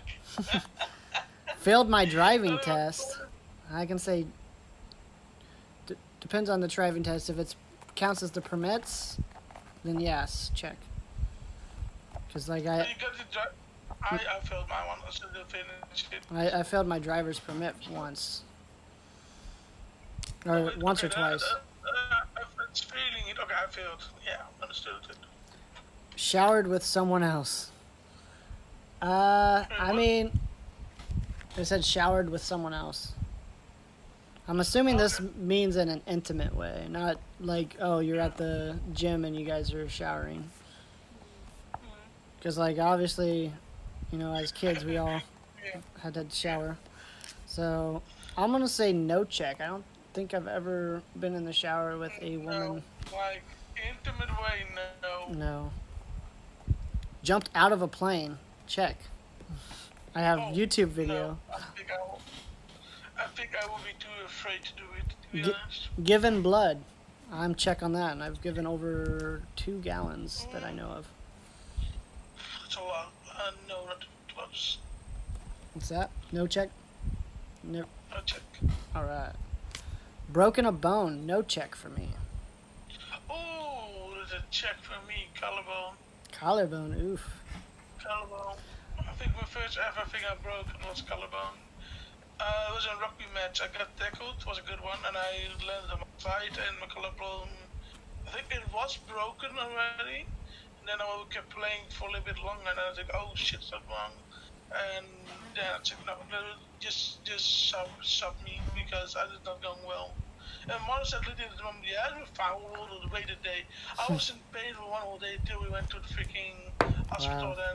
Then we knew having my collarbone. Alright, memorized a poem. I memorized a poem. That's easy. Check. That's yes, it's like the easiest poem ever. Yep. Roses are red, Violets are blue.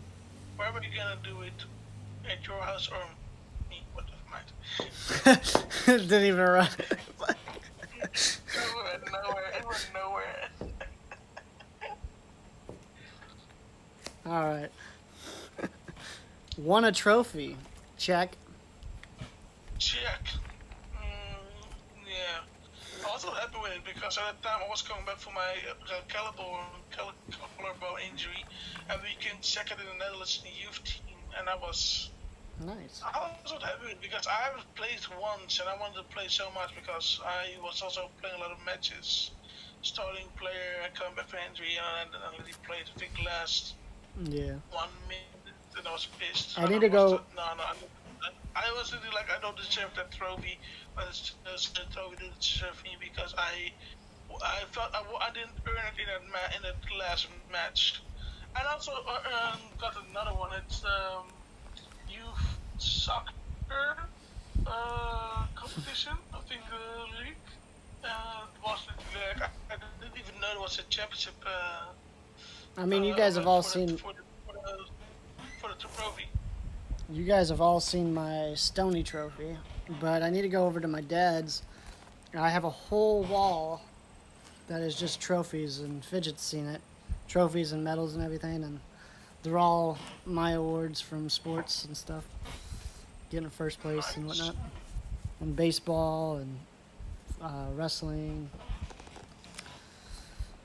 Alright, let's see. Broken something expensive. Check. Check. We talked about the windows. No idea. But I think the most expensive. Did you scratch yourself? Yeah, I scratched my head. I think the most expensive thing I broke was I totaled my car. Oh wow. Yeah, when I totaled my car. What's the most expensive thing that you broke? Do you think? Okay, if I think on myself, will be a phone that's gonna be a C800 or so, not 800, 300 euros or even less.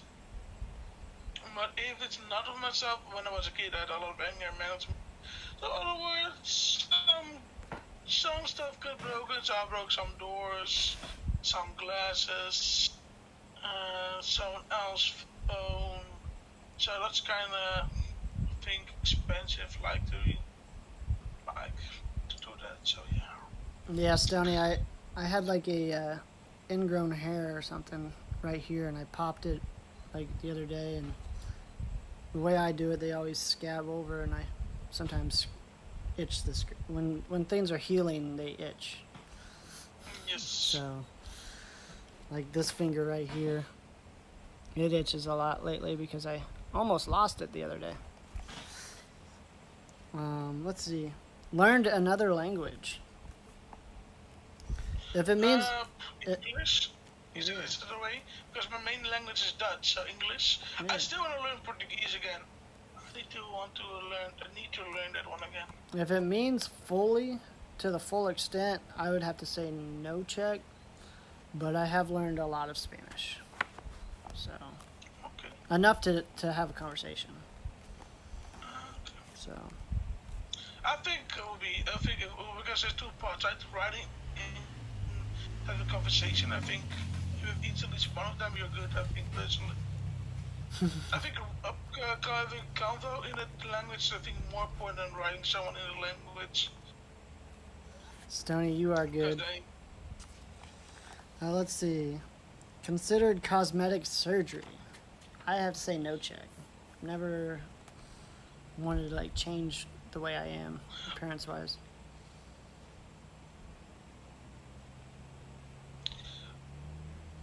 I joke about my long schnoz all the time, but No, but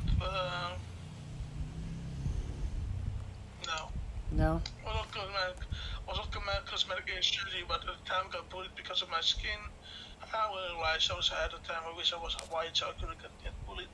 But now I love my own skin. So I was really like being a child, and that cosmetic surgery was like well, change something about yourself. Yeah, and that's something they gotta change about them. Cause like there's nothing wrong with the way you are. And like we had a situation like that at work the other day. Somebody made a racial comment, and I said, you know, why you gotta bring race into it? That's not who the person is. That's not how they identify themselves. Like it's not something somebody just goes out and says, well, I'm this because that's me. It's not who they're identifying themselves with. It's just who they are. So it's like, why do you even have to? And I still don't know why to this day that they even make you put your race on like a job application. It's like, why does that matter? Oh, like that's not normal. We don't have it. We don't have that in the Netherlands. Yeah. See, that's something they do here. The bullshit rule. Like it's typical workplace stuff. Like there's no need for that. They don't. They put it in there just so they can say we're a diverse place, but you could be a diverse place without having to use statistics like that. I think not even about that. Like you can even skip your application if they're saying, oh, well, that person is of that origin. Let's skip that one because we don't have to. Exactly. We don't have that one. That's why I'm more not like this verse because I don't care.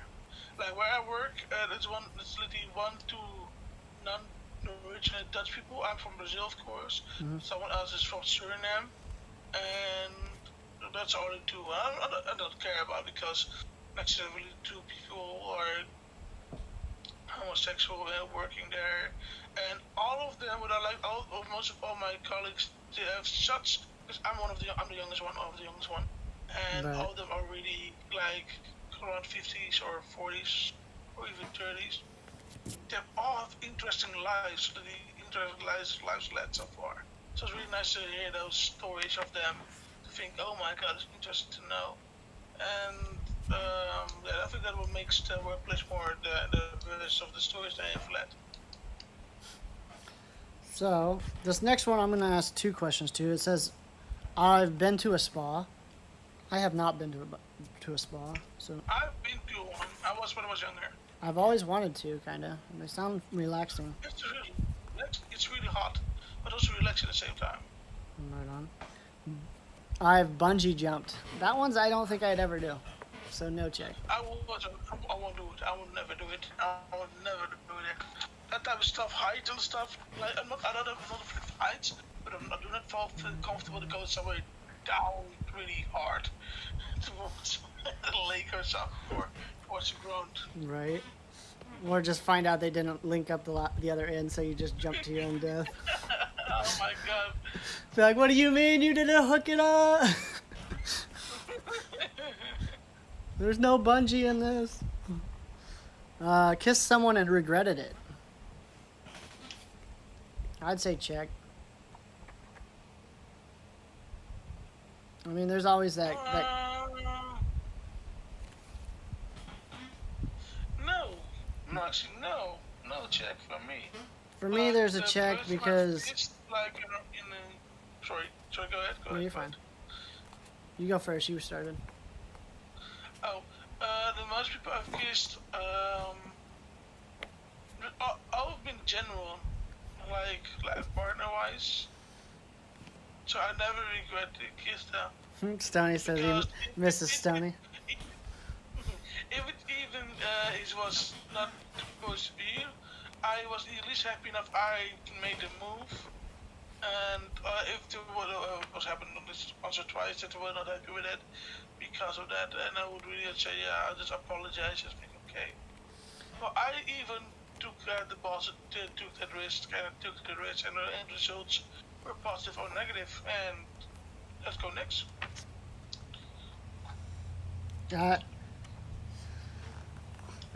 I think I'm gonna have to say yes on that one because even though I don't remember it, I'm pretty sure there was a girl that when I was younger, like in high school, that I kissed and may have led her on to think that I liked her more than I actually did. So then she got more feelings towards me than I had for her. And so I think in that way I would regret it.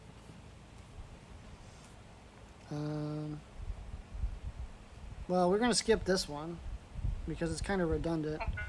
It said the other one says thought about cosmic surgery. This one says had cosmic surgery. It's like, oh yeah, so I think that's not useful.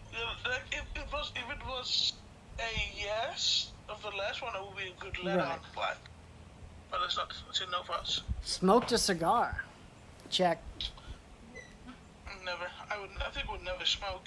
I will never smoke. Here, it's not like, I don't know about where you're at, but here it's customary to smoke a cigar at certain occasions. Like when one of your friends is having a baby boy, they hand out cigars and everybody smokes them.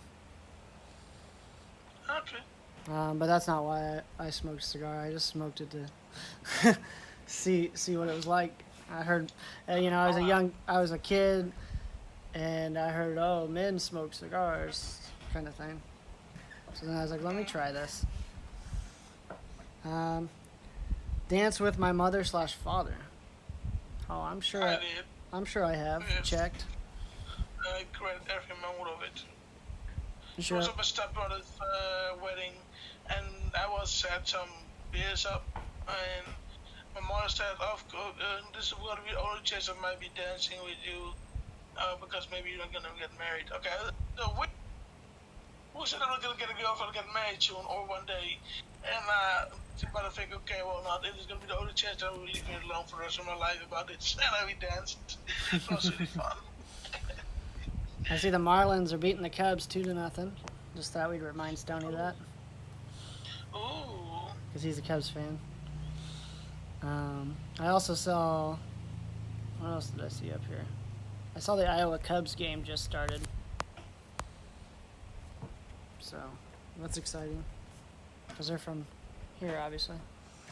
They're the minor league for the Cubs. Alright, let's see. Ridden in an ambulance.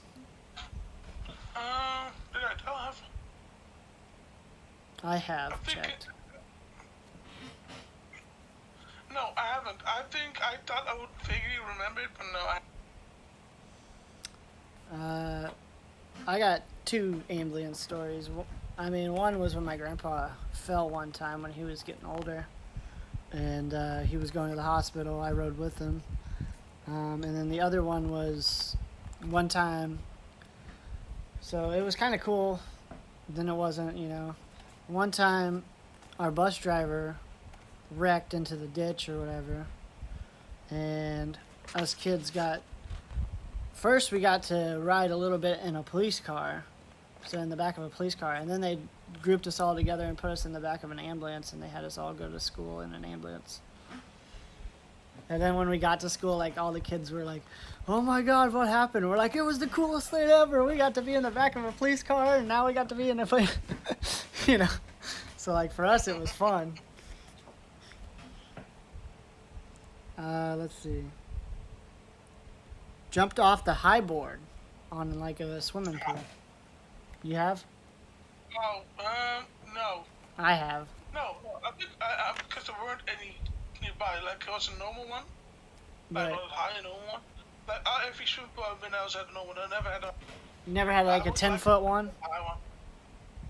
No, I never had that one because Oh, I think no one's know that. We've had a couple of those. I like doing those ones because then I do, like, a backflip or something into the water. Ooh. The only thing that sucks is, like, there was a couple times where I would, like, dive in the water. You know, like, in movies when they dive in the water to save someone from, like, a really far spot. Like the Pirates of the Caribbean when he dives in the water. Yeah. Yeah, I will never dive from that high again because of the water pressure that pushes against your eyes. That freaking hurts. Oh yeah, for sure. But I do always do. If I do that, I always do eyes closed. I think if I go to save someone and I'm jumping in, I'm gonna be like, well, no, I won't say this. I was gonna say I'd go cannonball, but they say if you do that, like, try to be heroic and just do a cannonball to get in there. But, like, if you're going from a high spot, I hear, like, you want to do, like, the pencil thing because you want to make sure, like, water doesn't go up your back end.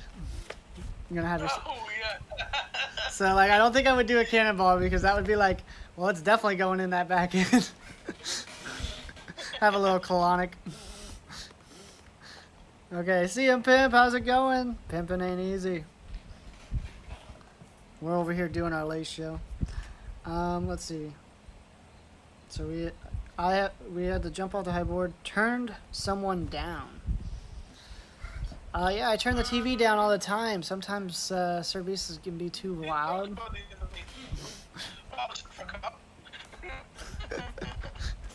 No. No, but he was talking about that one, like the one colleague of yours. So. Yep. Very, very good man. Yep, I've definitely done that before. We've talked about that. You've done that before too?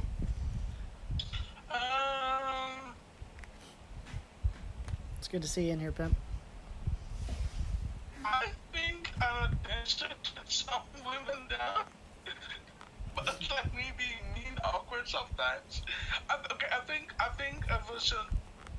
think yesterday I was after work. I was going to look for some tank top to go to the gym.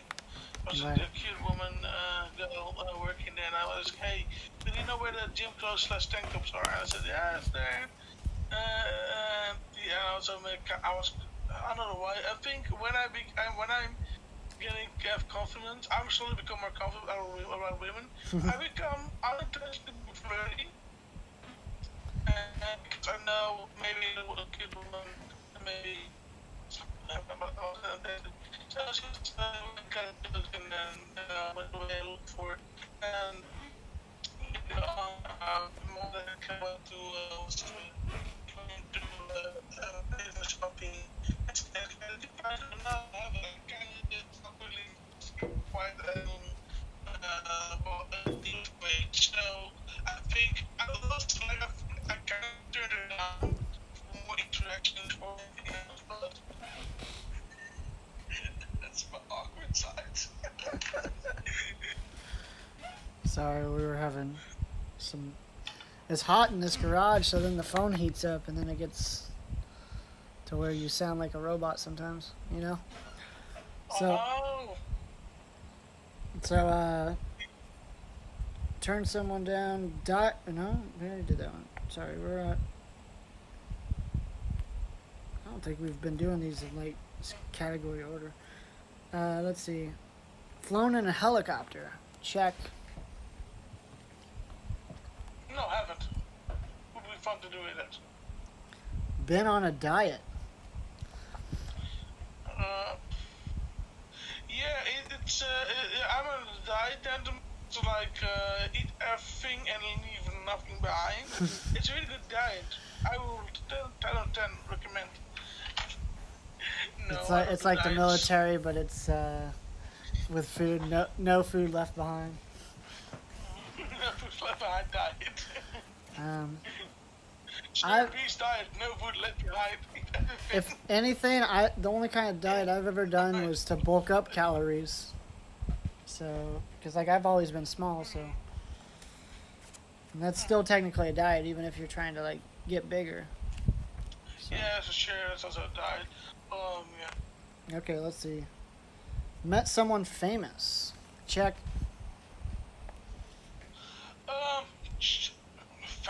Famous. I've met my city's mayor.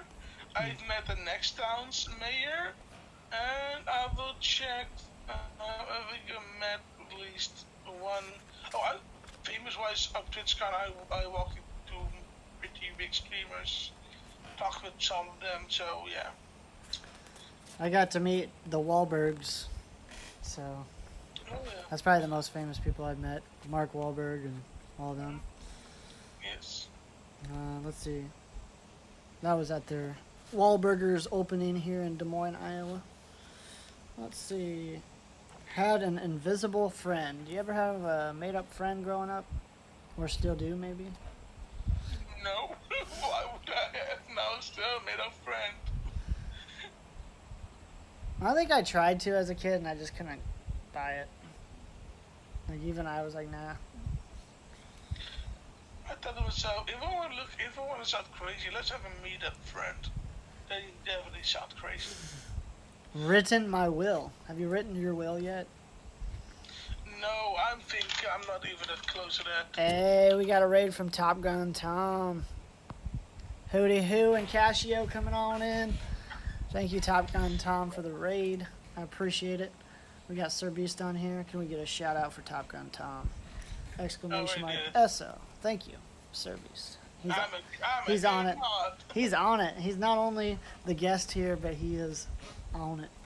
I appreciate it. We're over here doing our late show with Brad Rowe. As you can see, it's a channel point redeem. And if you want to be on the late show, you can redeem to be on it. But if you want to see a late show and you don't want to be on it, you can also redeem it. And then you can be like, hey, I want to see you do one with this person. But it has to be someone that you know mutually with me. Otherwise, it'll be a little awkward to reach out for someone that I don't know. So, those are the only rules. So, how are you doing, guys?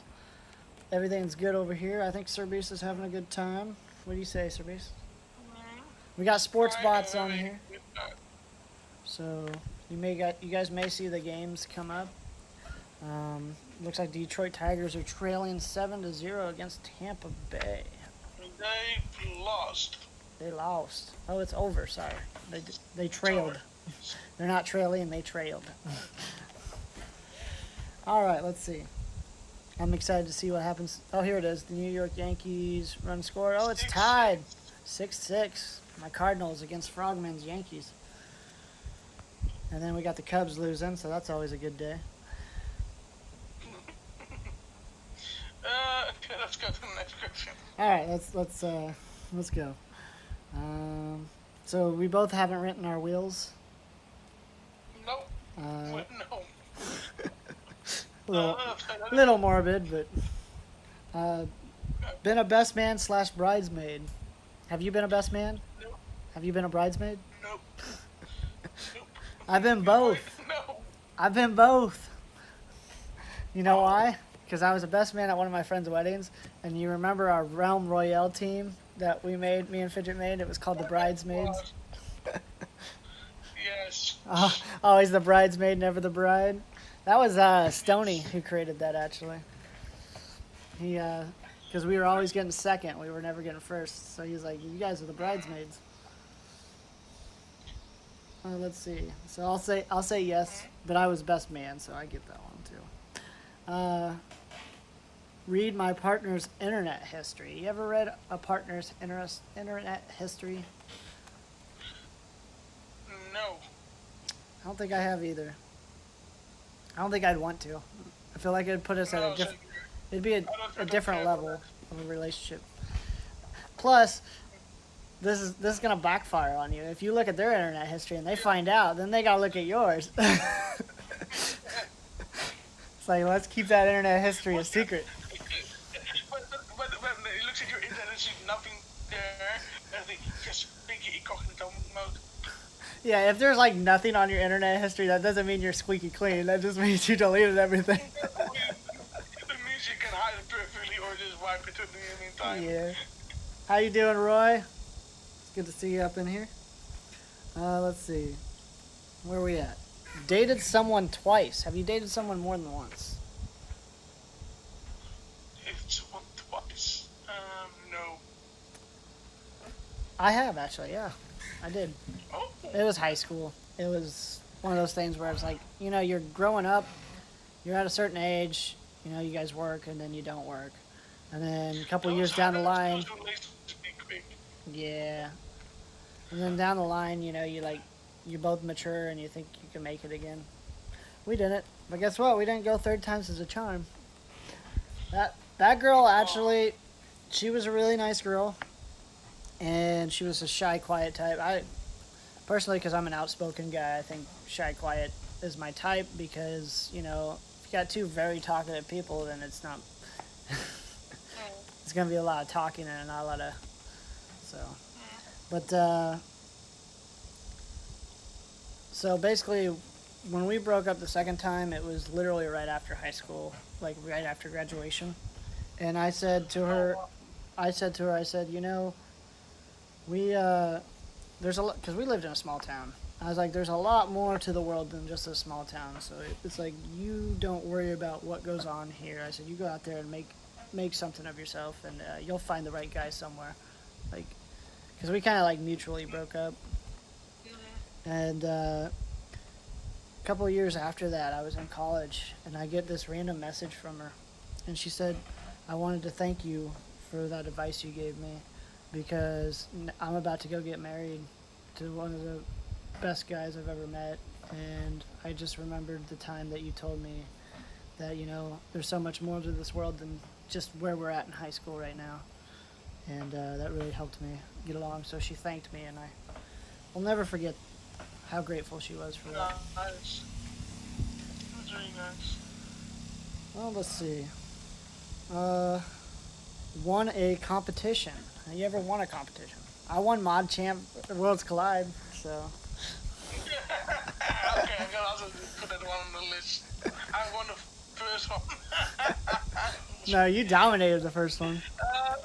You didn't win a competition. I'm trying to think of anything else I won.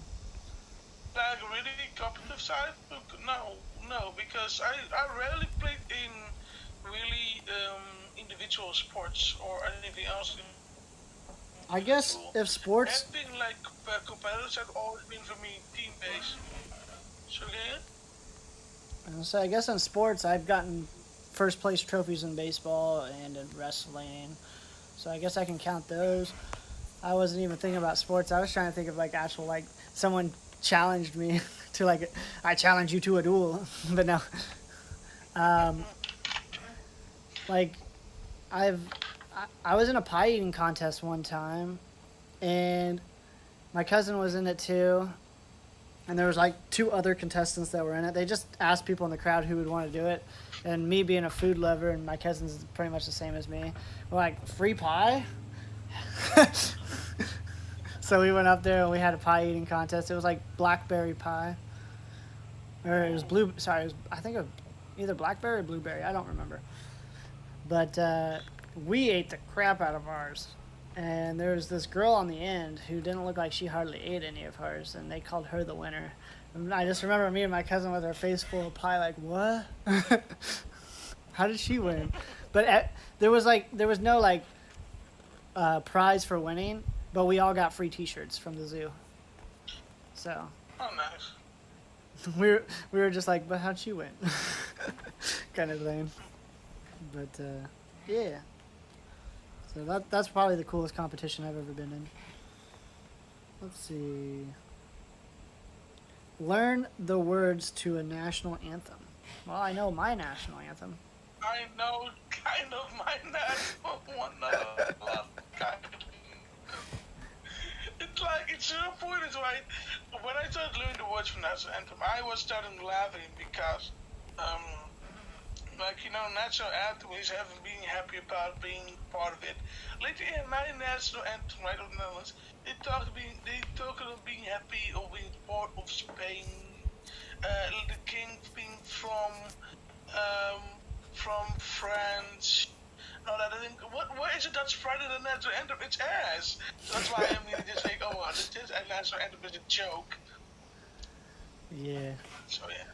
I don't know if you were trying to shout out Roy earlier, Tiger Jet. I just put exclamation mark Roy. But so I know our national anthem, and I know somewhat Canada's, because like it's not gonna lie, Canada's got a bitchin' tune for their national anthem. It's just it's so catchy. Oh Canada, our home and native land, true patriot, and that's all I know. Let's see. Deleted my internet history. Well, I guess this comes back to that. Yes. Yes, So many check. times. So many times, yep. Because back then there wasn't like the private history. That was not a thing at the time. That was not a thing at the time. No, it was not. Been a godparent? No, I have not. Nope. I could see you being a godfather. Me? Yeah, Well, like the movie Godfather. Pimping ain't easy. No. You come to me in the day of my daughter's wedding. Coming to the freaking whatever, baptizing with all the hosts later. Pimping ain't easy. Right. It's not the top of godparents we expect, but okay. Made a speech in front of an audience. I feel like what we do is a speech in front of an audience, even though the audience isn't right in front of you. But I have done speeches in front of actual audiences too, like in person. So check. I think I haven't had any chance for that. That's also the important part. So when I was in college, two things, and I have a YouTube video of one of them, but the other one, like I was the president of the robotics club here in Iowa, and we still are the #1 robotics college in Iowa since my presidency. But basically, I had to go to all these being president, what I had to do is I had to go to a monthly meeting and represent our organization, but I also had to go to schools, like high schools, grade schools and stuff, and middle schools. And I had to get people interested in wanting to take robotics. So I was able to do some speeches in front of them. And then the other situation that I had to do was when I was also in college. I had to, or I didn't have to, but they asked me if I wanted to go to the Capitol building. They were inviting some of us college students at my community college, and they wanted to get opinions on current college students' opinions on going to a community college instead of a bachelor, like a 4-year college, university. Sorry. Well, so I got to sit in the House of Representatives in my Capitol building, which I have a YouTube video of me sitting there, all House of Cards looking. And I got to answer questions that they came and talked to us about. Oh, nice. Yep. So, and since that day, I've had a special little gold star on my driver's license, and I guess that's probably also because I've been to the White House too. But that gold star on my driver's license, I guess, is identification saying that I am approved to go into Capitol buildings. So. Oh, nice. Yeah, I felt like a big league when I got that. I'll have to show it sometime, but I'll have to show you off stream because I don't want to show all my information. Be like, see this? Like, oh, that's where he lives. 20 pizzas to his house, please. Let's see. Let's see. Buried someone. Yes. Check. Myself or no, sorry. Yes. Yes. Yeah. Cheated on someone. I gotta say no. I was a product of a family that got divorced because of cheating, so that was something that was. I've cheated. Ooh, Sir I was on my diet. I was on my diet. Sorry. Oh. No, I never cheated. I was say it said on. I was like, I had to go back and see if it just said cheated. It says cheated on someone, not something. That might be in here later though, because we got. I cheated on it. No, I haven't cheated on anyone. I think I find it kind of useless to do that. Yeah. Just like, be straightforward. Okay, we got one more page of this. Holy cow.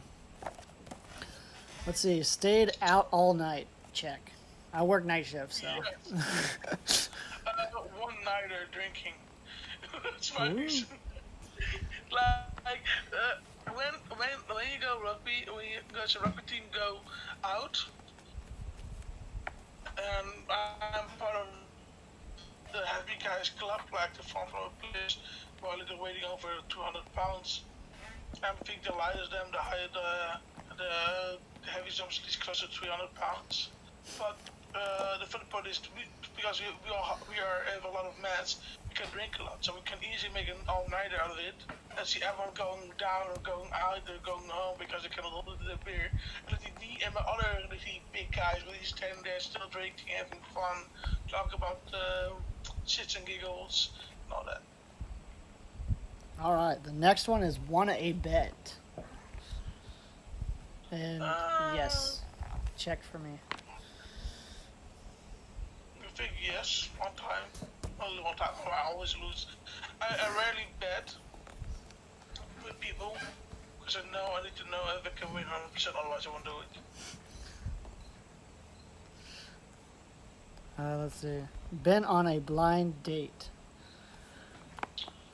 I don't know if the only person I knew that was blind was my grandpa. He was blind for 10 years. I don't think I ever took him out to dinner and a nice wine and a steak. So I don't think we ever dated. No, I would have never done a blind date. You're laughing over there. I don't think I would have ever done a blind date because I just was the type of kid that was like, I gotta do this on my own. And the point is, I would like to do it because a blind date with a woman or man, I don't know. But I would literally like think because maybe what if she's not that good looking? Example, like what if it's not not really looking, but then I would really push myself. Okay, let's just keep talking. Maybe she's a really good personality with also connect with me, and if not, then it is what it is. But that's something that would be really fun and challenging to do. Yeah. Yeah, and there comes a time when it's like, there's looks and you got to be attracted for sure. And so there comes a time to when that kind of stuff comes into mind for you. Let's see, written poetry. You ever written any poetry? You just poetried earlier, so I'd say if you wrote it down, then we could say, yeah, you've written it. But you didn't write it down, so. I think I've written poetry. I have poetry, and I have plenty of it. I've written a lot of it. I can put some in the Discord later after this, even. Oh, do it. I will do that. Well, maybe we can make a poetry channel for it if there we people go. want to share the poetry. I used to be a really interesting writer. I used to write all sorts of things. I'd write scary stories, and then I'd write poems for people that wanted to see stuff romantically. Then I'd write stuff like dramas and stuff like that too. I was when I was younger really into, of course, because my mother was an archaeologist when she studied. But I was really into the Roman times, so I would really write stories about the invasion of Britain and other stuff that's going on in the Roman. So I don't like sort of too because we a lot of time. I also wrote a lot of like funny songs. Maybe I'm gonna because I have them line right to them. Maybe I'm gonna translate it and put also in the Discord.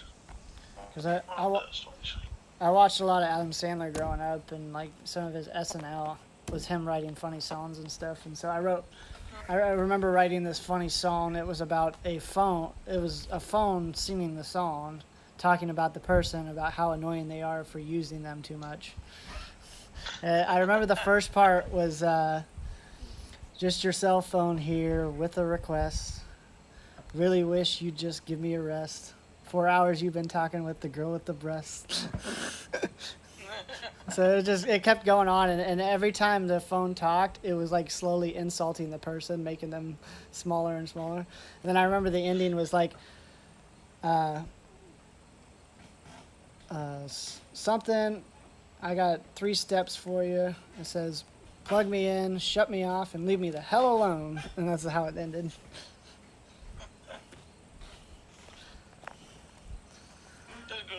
Yeah, the only thing is like I'd write these things, and then like I would hand them around at school and stuff, and then every once in a while someone would be like, "Oh man, this is hilarious. Can I keep this?" And I'd be like, "Yes," but then I'd realize I didn't make another copy, so then it's like, damn it, now I don't know it for word. Let's see.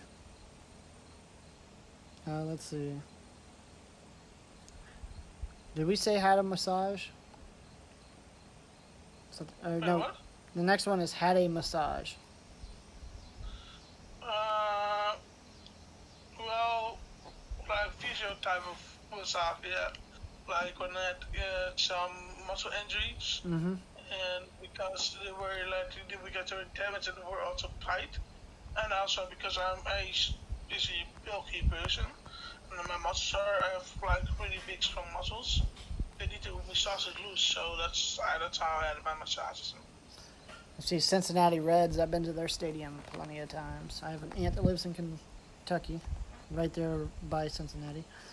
And we used to go to those all the time. We actually seen them play against the Brewers, and we seen them play against the Cardinals. Okay. Very cool place. I've also seen the Bengals stadium. Let's see. I've had massages, even when Fidget was here. We gave each other massages. Not gonna go into any more than that. But Yeah. I will say that I've always been good at giving massages. Like for some reason, these hands are magical fingers or something. And, Right, that's right. let's see. Performed on stage. Yeah, Check. I was I in think so. plays growing up.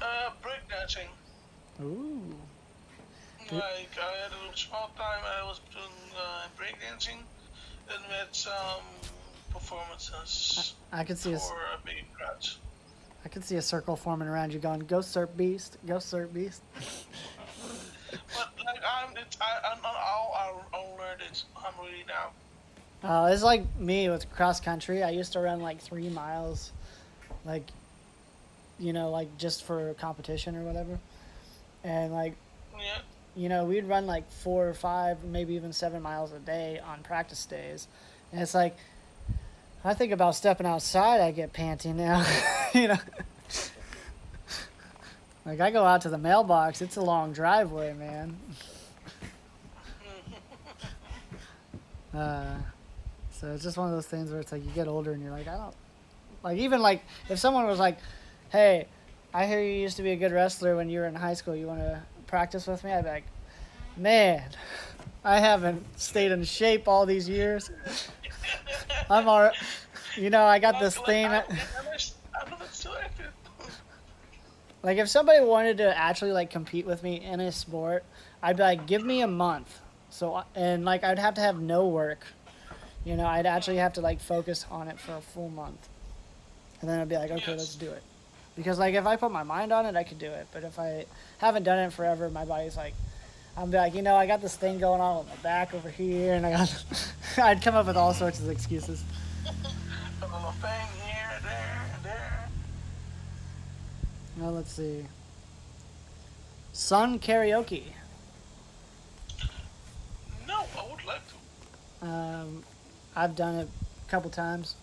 My first time ever singing karaoke was on my 21st birthday. I had like 60 of my closest friends go to this hole-in-the-wall bar in Kansas City. And as soon as I walked in there, I had somebody go, they had an angry white Russian in this, gave me in one of my hands, and then a screwdriver in the other hand, and they're like, hurry up and finish those drinks, we want to buy you drinks. It was one of those nights. Imagine having 60 friends that want to buy you drinks because you just turned 21. Needless to say, by the time I got up there to karaoke, I was like, har, har, har. And they got a video of me and they posted it on Facebook.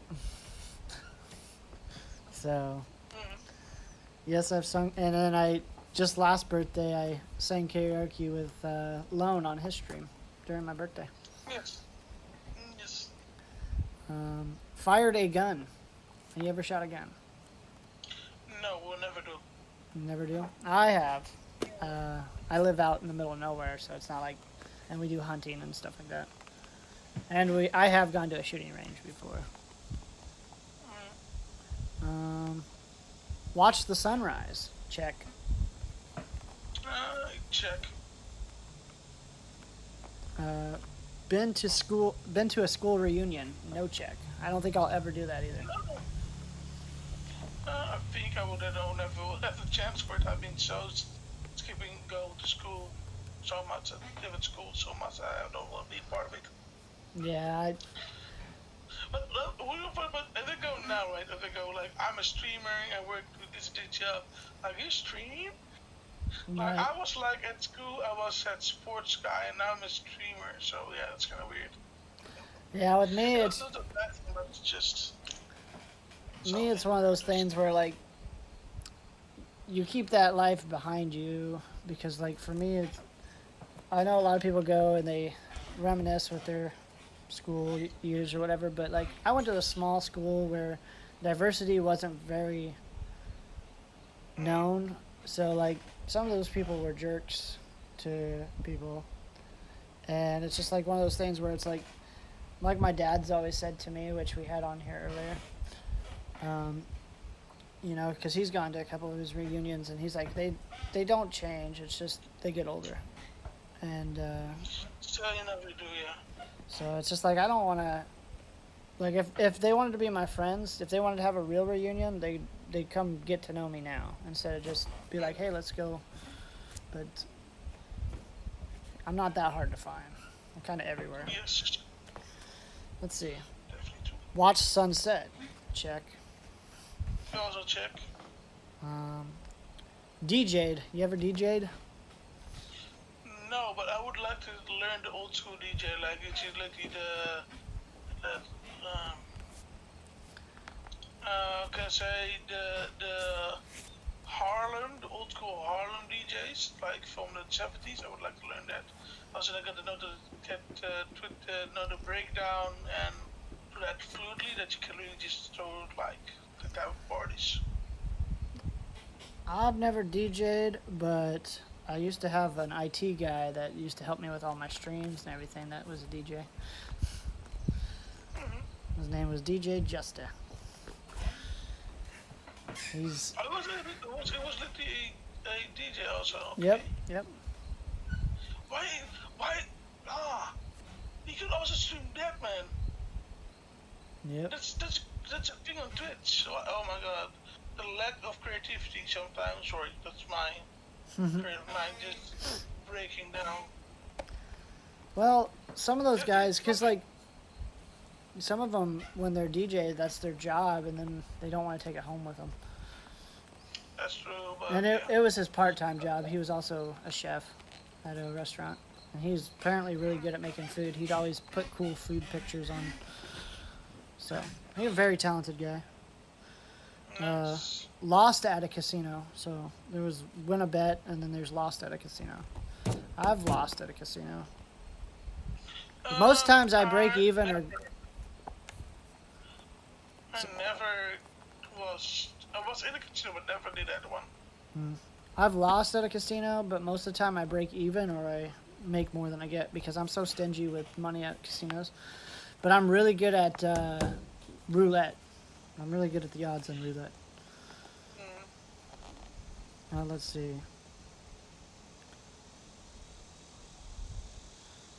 Ridden a mechanical bull. You ever ridden a mechanical bull? No, I have. We're gonna do we need to record it because that's gonna be too funny. I've done it before when I was a kid. I don't think I've ever done it since I've been an adult. I went to the Toby Keith Bar and Grill. I believe it's called. I think it wasn't I Love This Bar. It was called Beer for My Horses or something. It was one of his songs names. But faked it. Have you ever faked it? Well, fake what? I don't know. I don't know. I think so. I've pretend to be fake before, I guess.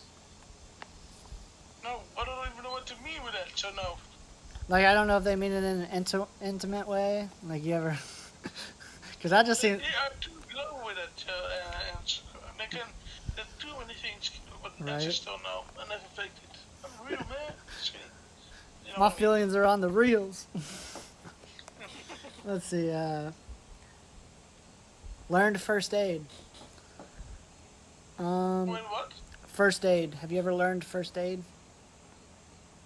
First aid? Yes and no, because at school we had that one. But the sad part of that was, we would be learning that, but my teacher kinda threw that education out the window suddenly enough. It was frustrating.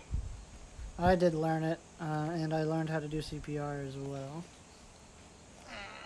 But then the CPR thing, it's like, oh, you gotta have a license, and like, you gotta keep renewing it.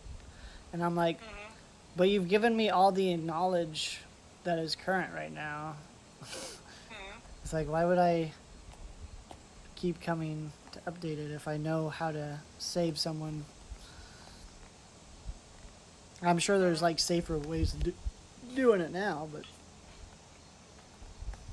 that's why I found a missed opportunity from my teacher. Like, there would be a perfect thing. I think personally, especially in the Netherlands where I live, teenagers need to learn first aid. If they haven't learned how to be helpful in certain situations, there will be less fatal or less damaged happen if something like that happens. Yes, for sure. Have you ever grown your own food? Like Growing your own food. like a garden. No, I would like to. We used to have gardens I have growing so up. like I have so many hobbies I would do if I am having a lot of money. Because I would like to grow my own food, but I also saw a video of a inside garden where you can put your like the plants in it, but also include automatic watering. So you need to just they don't mean you need to check it out. They get water, make sure they're going right. If they need to become bigger, then they need to move them. I think one not stage with one floor higher or lower. And it was really smart thing that they designed to do that, but I think it's expensive. It's hell. I remember when we were in school, we had this. We put a plant in a jar, like one of those giant pickle jars or whatever. We put a plant in there, and then we put water in there, and then we closed it up tight, and the water would like evaporate and come back around, and it would like cycle through there. So like that helped the plant grow, I guess. I just don't remember how we did it. Let's see. Have you ever saved someone's life? Yes, I have into the story over there. Give me a moment, I need to put something back because yeah, okay, and then I need to put this away because otherwise I will hurt myself. Because I'm playing for that too. Hey, but then you'll need first aid. I'm interested into this story because I think one day I was walking around and there was a girl at a new fence with and she was, I don't say, asked a question like, what do you do when you have stuff or something like that. I was like, yeah, I was keeping my original answer like, just keep going, be positive, try to do it. It's always something to get your updates. If it doesn't really work, just talk with someone. And fun part is like, 5 years later, or even 3 years later, they came back and said that that advice helped her to not kill herself. And that did something mentally with me because damn, I didn't know it was that bad at the moment. Of course not. So that's why. Right. Yeah. I don't know if I've ever saved somebody that way. Like I'd say someone's life with just being me, and that's also something that I also. Right. Made an impact on you. Like I am never gonna change like that anymore because. So. Yeah, it actually helps someone. So yeah, that's why. Have you ever changed a car tire? Yes. Those two things actually was really interesting because I was doing a special education because of problems with school, got to place another school. And that part was also learning car mechanics and bike repairs. And it was like an hour or two you can do it and just kind of just have fun with it. And I learned how to remove a tire, remove the outside of it because I had some machine in it to put it on. Yep. And also put a new outer tire in it and then put on the car again. It was really interesting and fun to do. So.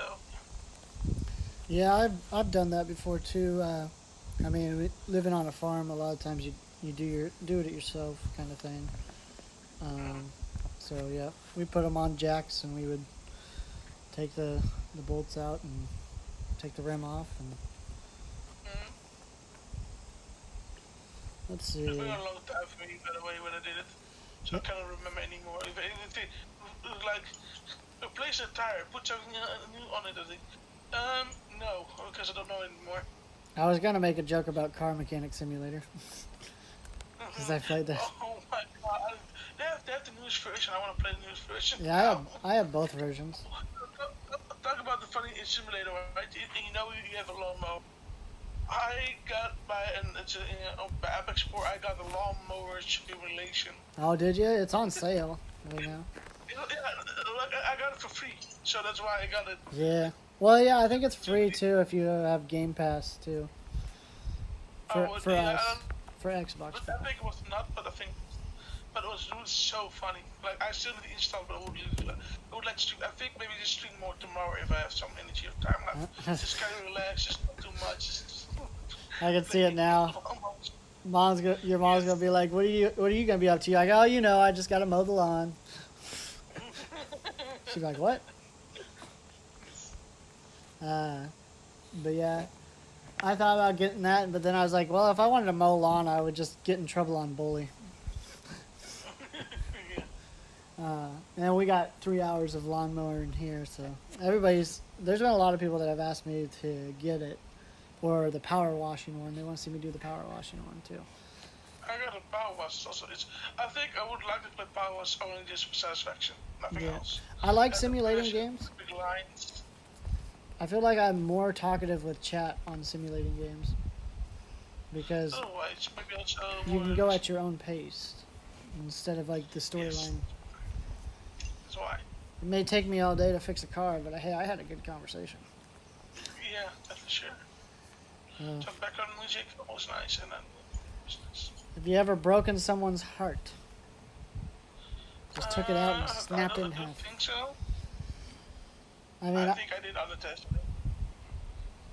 I'm known as the Heartbreak Kid. That was my wrestling gimmick. No, I'm just kidding. I'm sure I probably have.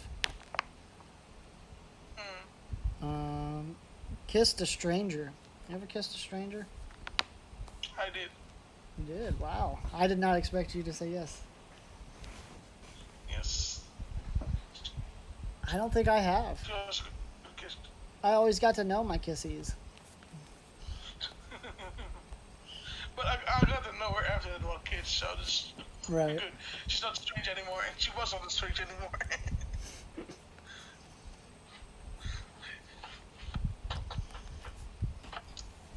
I've kissed someone stranger than me. No, I don't know. That sounded better in my head than it did. Volunteered for charity. You ever volunteered for charity? Yes. It was a guy in my street going out to go outdoors and trying to people donate for kids who who live in families who don't have enough money to go to theme parks and all that. So I volunteered to do that. Go around ask people to donate to it. Yeah, I've done a lot of charities.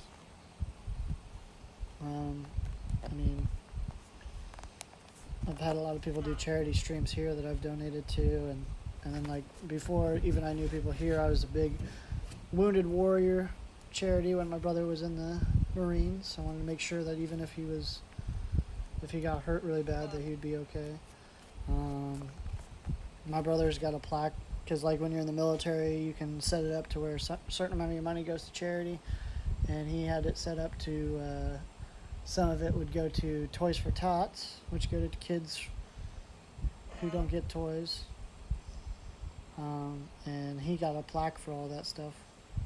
I got a hat for my Wounded Warriors. They gave me like a nice Wounded Warrior hat. It's a little big on me. It's like stretches out. It's like one of those one size fit all, but it's still kind of too big on me. But I like it. Let's see. Been on TV. You ever been on TV? Background maybe. Like I heard sometimes, hey, the TV, where? Yeah, in the background we were walking somewhere. Alright again? Okay. Where then? So, I don't know anymore. Okay, then okay. Fine. You're on TV, you were scratching your butt right in public. Just sniffing your finger afterwards. A lot of people think that I was the kid that played Dewey in Malcolm in the Middle. So. Yes, you are. You are. But no, I've been on the news before. It was at the state fair. They just were doing their news thing, and we walked by and waved.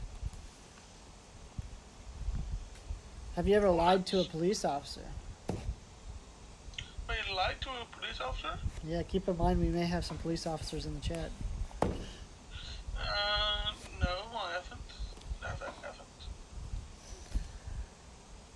Oh, why? I think we show. Well, if I say I've never lied to a police officer, I guess I'd be lying.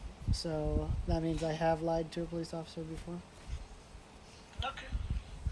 Enough said. Why did you do that? Why did you do that? Oh, you want to get the actual story, huh? Let's see. There's been a couple times when I was a kid. I wasn't like bad kid, but like I remember one time me and my cousin were on top of a dugout and we were jumping around on top of it. Police officer was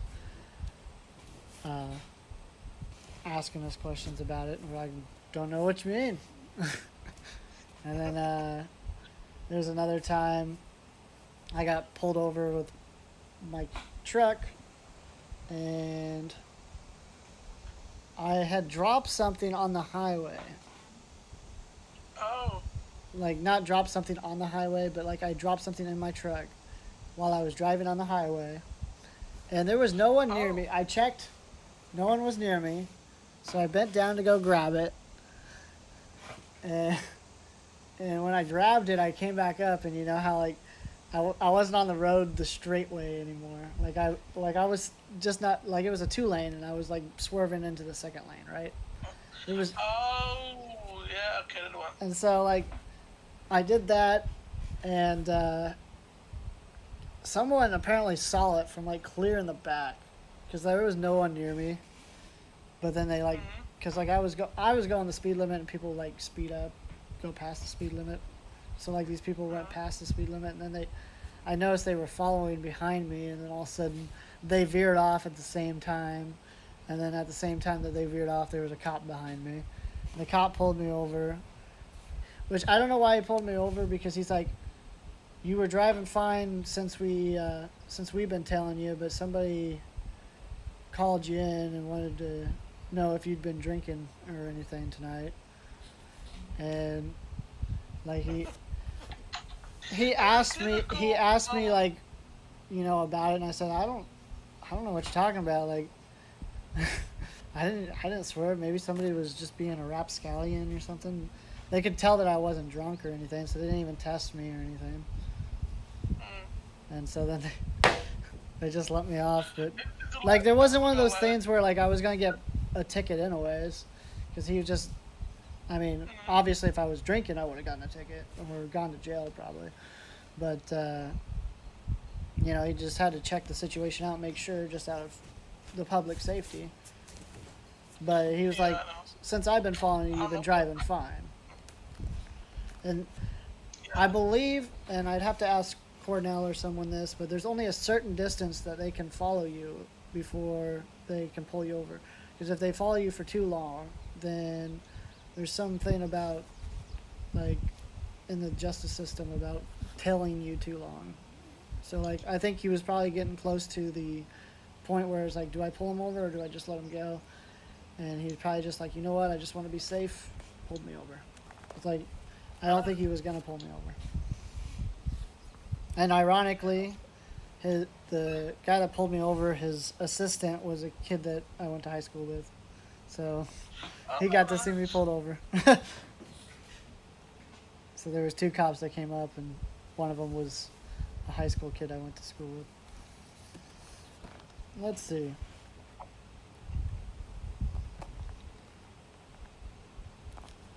Giving money to panhandlers. You ever given money to a panhandler? What's panhandler? You mean? That's like somebody that's like outside on the streets or something, that's like asking for money or something. I think a long time ago, I can't remember. I think I did one time. Because I think I had the change left in my pocket and also planned to buy anything, and I thought, why not? Let's give it to the one person that needed it. So yeah. Here it's kind of scary to give money to panhandlers, because like I used to work at a hotel when I was in high school where I'd mow their lawn or whatever. And there was this guy that lived there, and he had like this nice Ferrari, whatever, and I never understood what he did. And apparently all he did was he'd go up to Des Moines whenever he felt like it. He'd go up to Des Moines and he'd get a panhandler sign, and he'd dress like he was homeless. So like he was just making money by pretending like he had no money. And I've heard of several cases. I've heard of several cases of people doing that. It's illegal. Yeah. I even knew it was a thing. Damn. Okay. Learned a card trick. You ever learned a card trick?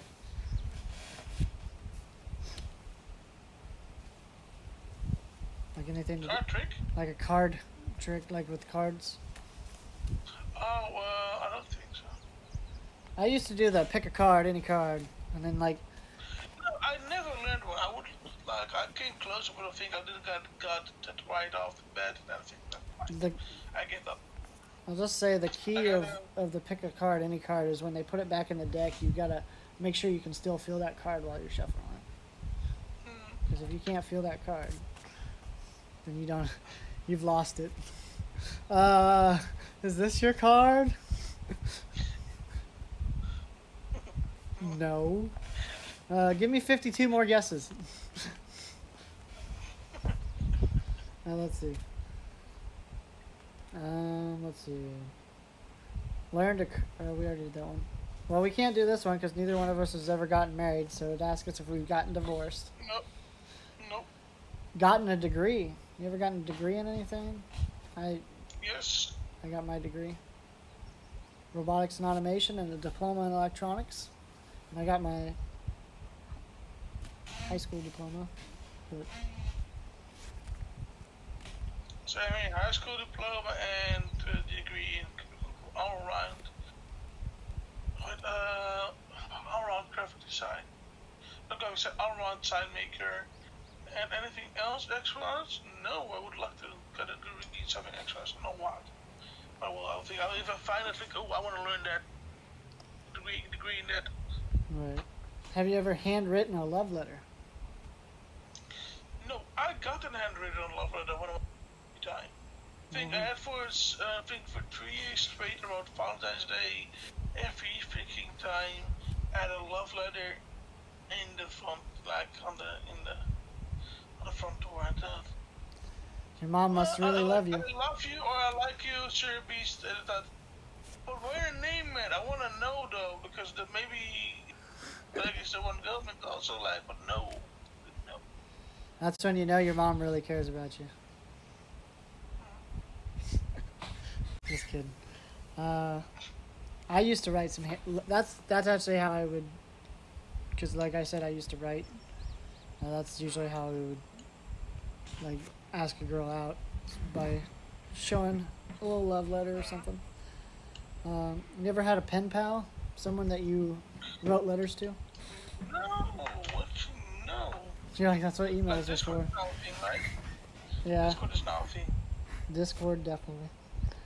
I don't think I've ever had a pen pal. Climbed a mountain. You ever climbed a mountain? No. Same. I also will never do, by the way. I don't think I'm not. No, and I see those people like dangling from like so far steep and like there's a giant drop. I'm like, no, thank you. No, thank you. Where am I? I lost myself. Stayed up for 24 hours straight. Check. Yeah, check. Had a crush on. Really research your sleeping pattern. This one will be interesting. Had a crush on someone the same sex. Yes. It was actually when I was and I was still thinking of myself what I like because I'm lost. We got someone. And the point is, it was at first I'm working. They had the softest and most soothing voice, Mm-hmm. and I thought, damn, wow, I was already letting it know, but I thought, damn, wow, that sounds really relaxing. And we were talking, and we were kind of in the same yard. And he was gay, definitely, and I'm not, but I'm bi. But I'm gonna say what that was. He didn't like the typical bisexuals or gay guys who are really not soft, but really have the feminine side showing. And I said the same thing, like that stuff. And the point is, like, I can ask them, I'm out for something, but I was really still getting not comfortable getting used to it. So that's why I thought, if our paths cross again in the future, maybe I will do. Ask him out. I mean, I've never, because I've always been straight.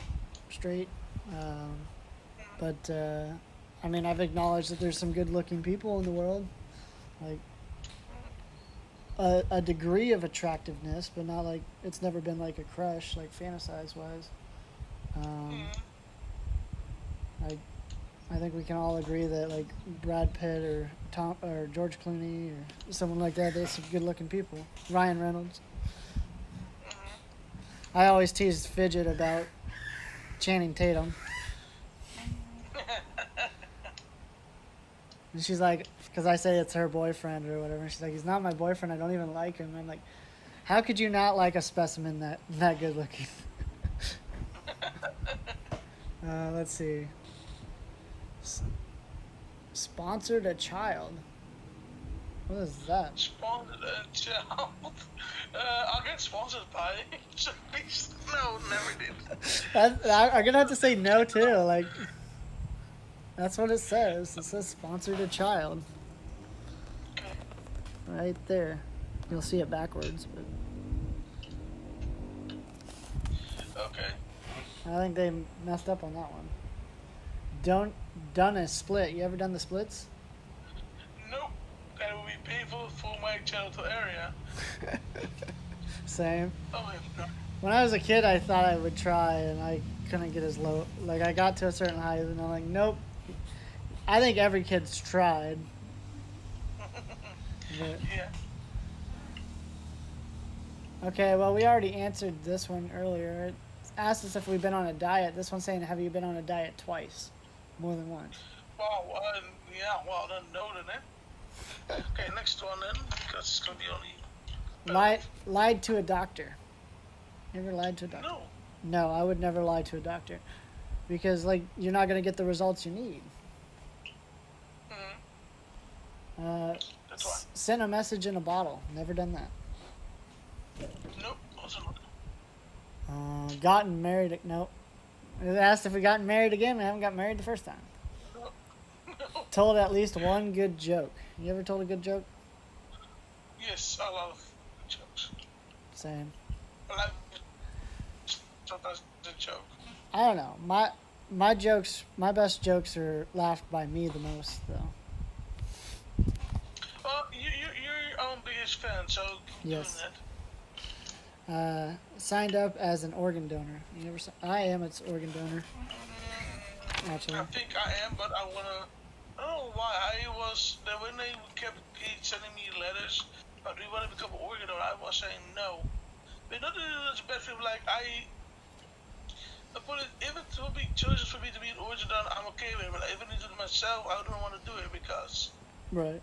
What the reason? I felt forced instead of my own choice. Right. Just kept sending me the letter. If I got a letter right there, blah blah blah. Want to be organ donor?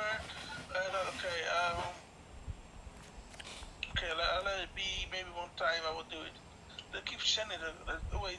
It's my own choice, right? Why do I keep Right. getting letters in to choose if I want to become an organ donor? Then okay.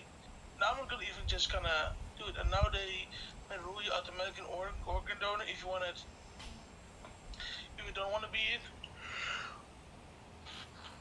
you still get off the list and all that. I think okay. That's how I like it. If I don't want to be it, do it. But I don't. Well, I think I will never do it. Yet, so Yeah. That is weird that they peer pressure people to do never it. signed up. Yeah, it's annoying. My whole ideology of it is like, well, I'm gonna be dead. If anything I have left is useful for somebody, they might as well use it. Because I'm gonna be cremated anyways. Let's see. Let's see. Worked for minimum wage. Yes, done that. Yes, done that too. This one I just had the first time ever the other day on somebody's stream. Had a tarot card reading.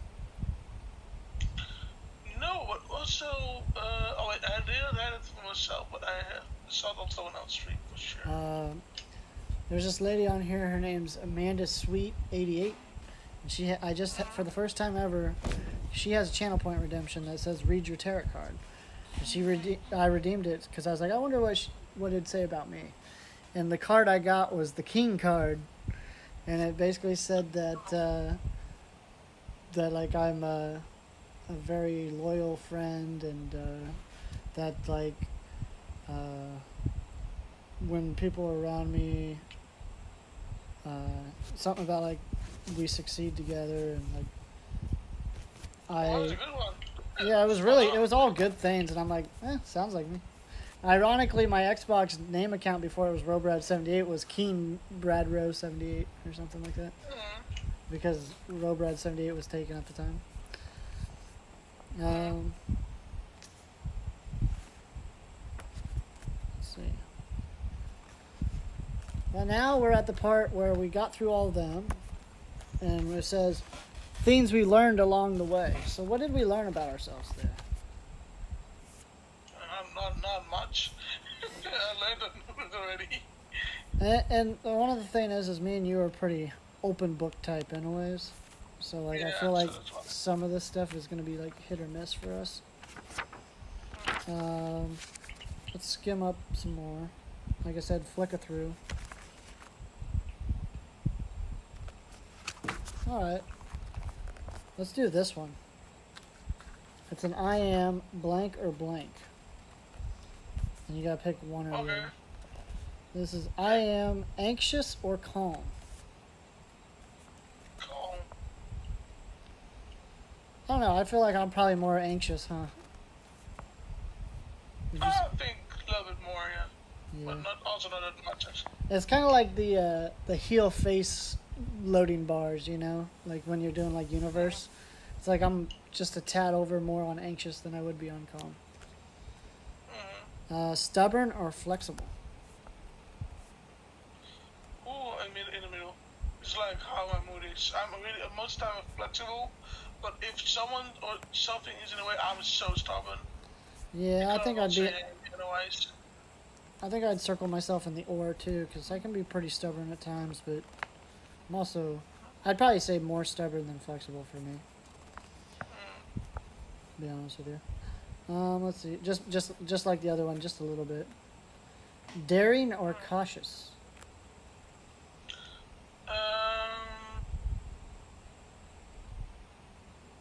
Again in the middle, because I'm daring while I'm cautious, and I'm cautious when I'm trying to be daring. You know what I mean? Combination of two. I feel like I'm in the middle on that one. Moody or cheerful? Cheerful. Yeah. Cheerful usually. Like my resting bitch face is moody, but myself I'm cheerful. I need to learn myself to smell when I'm in public, because some people really look at me like, who are you gonna kill today? Who wronged you? And I said, no, I'm just like relaxed and I look like I'm gonna kill you. Do you see the big picture, or are you detailed oriented?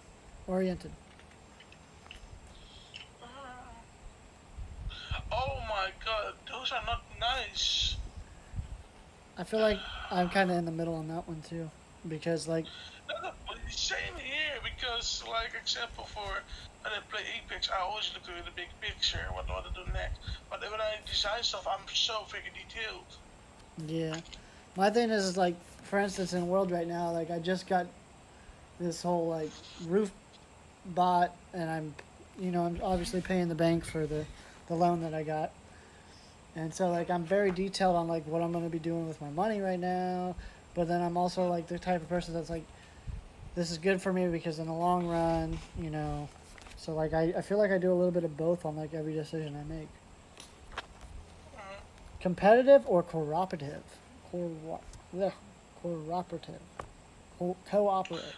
I think I would choose myself competitive more than cooperative. I'm cooperative like with us, but in the end, I'm competitive. I want to be also, except also grow my the clubhouse like the XC does other communities. Also the same with other stuff. Like it doesn't mean like I want to be there, but also want to think, oh, I also want to grow and also become on their level, or even maybe higher than their level. So that's why. I'd say I'm cooperative. I do a lot of things with other people. That's where I strive best. Pessimistic or optimistic? Optimistic as fuck. Yeah, Like, optimistic. Sometimes to my flaw, optimistic. Patient or hasty? patient. It takes time to something to build or something to happen that'll last. I'm patient, but I have like a little season of hasty sometimes where I'm like, oh, is it there yet? Is there? Okay. So sprinkling some hastiness on it. Yep. Suspicious or trusting? I'd say I'm trusting. Suspicious. You're sus. You know, you're sus. I'm already suspicious on you. Last word. This one's called Last Word. The last film. Oh, let's see.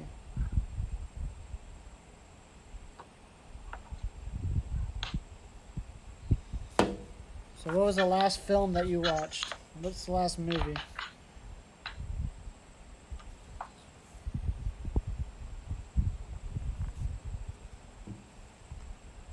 Huh? Your last film that you watched. Your last movie. Oh, let me think. I think because I haven't watched movies a lot anymore. I really got Disney Plus. It's the best answer for that. But I think the movie I watched was, yes, I know, I can remember it. It was Back to the Future 2, I think. Two. Yeah, because they were doing on the one of was Home Alone. Mm-hmm. I had one on vacation and I was watching TV, and it was Back to the Future combined with Ghostbusters 1 and 2, and Ghostbusters 1 and 2 things. And then I watched them both. And the last one was watched of them was Back to the Future 2. My last film was the newest Jurassic World. I saw it Nice. when it came out on YouTube. I purchased it and I watched it with my mom. Or no, sorry, I watched a movie after that too with her. It was See No Evil, Hear No Evil. Oh, okay. It's a old style comedy Ah, with Richard Pryor and Gene Wilder. Last book you read? no, watch a long one. Shoe Dog. It's a book from the founder of Nike. Oh, nice. Interesting because what I like about it when I read it, it's like you think most of the time those big owners of the company they have a successful origin story how they become. No man, that guy also literally just traveled around the world in his before he even really was settling down and tried to make something of himself. Literally traveling around, trying to do some stuff, but literally it was really interesting to read. The last book I read was a Clive Cussler book called. Shoot, I'm trying to remember what it's called. It was basically it was about China trying to take over the world, and Um, it's like an action history stuff. Like it's like what if actions, kind of. Can't even think of the name right now. okay. I think it's called Black Summer, actually. Oh, Um, last concert. Well, I just went to a concert yesterday, so the band was called Keep Pushing. was it 2019? Tech 9. Oh, Tech Nine. Also my first concert was in the up north in the Netherlands. Train all the way there, stayed with my cousin, and literally went back the next morning. Such a small world that I'm friends with his son, and that was one of your concerts that you've been to.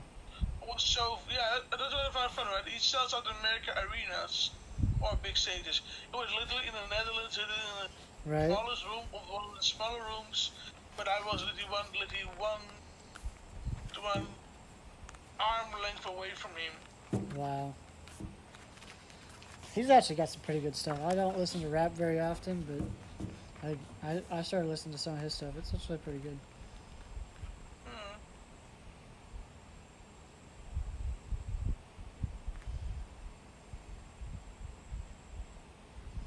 Hmm. Okay. So, This next part will probably be the last part of the book that we do. okay. It's it's this one says, "Be honest. You judge everybody you meet. We all do. How about judging yourself for a change?" And so they're 1 for 10. These are 1 to 10. You give yourself a number rating, and then we'll just kind of go through and see how we are. Honesty. Are you 1 to 10? Where do you think you would be on honesty? 9. I'd probably put me at a 7 or an 8. 78, but no. 7.5 probably. Generosity. 1 through 10. 5. 5. Yeah, I'd probably have to go with 5 too. Forgiveness. 10. I don't want to have anything on my mind. Too much or too long. Yeah, I'd say 9 or 10. Happiness. Also 10. And Some. also, not only happiness in, oh, I'm happy, but also happiness that I have peace. No, I'd say mine used to be a 10, and then situations happen, so now it's more of a 6 or 7 probably. Um, Loyalty. 10. Yeah, I gotta say 10 on that one. Like, I'm not into freaking, again, too much into signs from like Leo, Scorpio. Yep. But one thing about signs, Sagittarius are the most loyal people ever. So that's the only thing I would say about myself as a Sagittarius. I'm fucking loyal. Your uniqueness. 1 through 10. 10. Yeah. That's kind of why we fit good together. So we're both very unique. Humor. 1 through 10. Humor. 10. Yep. Intelligence. I'd probably go with like a 5 or 6 for me. Okay, that's a hard thing to say because you know why? Intelligence can be tested in many ways. Right. Like if you're gonna go with the school intelligence, for me it's gonna be 5 or 6. But it's gonna be intelligence about other stuff, people knowledge, or graphic designer, or anything else, or I have expertise. It's gonna be a 10, of course. I think in overall, there's a difference between being intelligent and being good in learning. Yeah. I think intelligence-wise, I am a 8. You think an 8? And good in learning, I'm literally 5 because I can learn very well out of doing it, and I also see. Oh, no, 5. I will move it to 7 then. To learning to seeing and doing myself instead of really learning out of books. Oh yeah, that's me too. The only reason I say 5 or 6 for me is because, I mean, some of these people out here in the world are like crazy intelligent compared to me. So, yeah, I see intelligence different now. Yeah. Accommodating. What do you think for you? 1 through 10 on accommodating. What's accommodating? That's why I put me at a 5, bro. What is accommodating? I think isn't that like where like when like plans have to change, you're more like okay. I can look it up real quick. I'm okay with it to plan change so long as communication stays good. Perfect.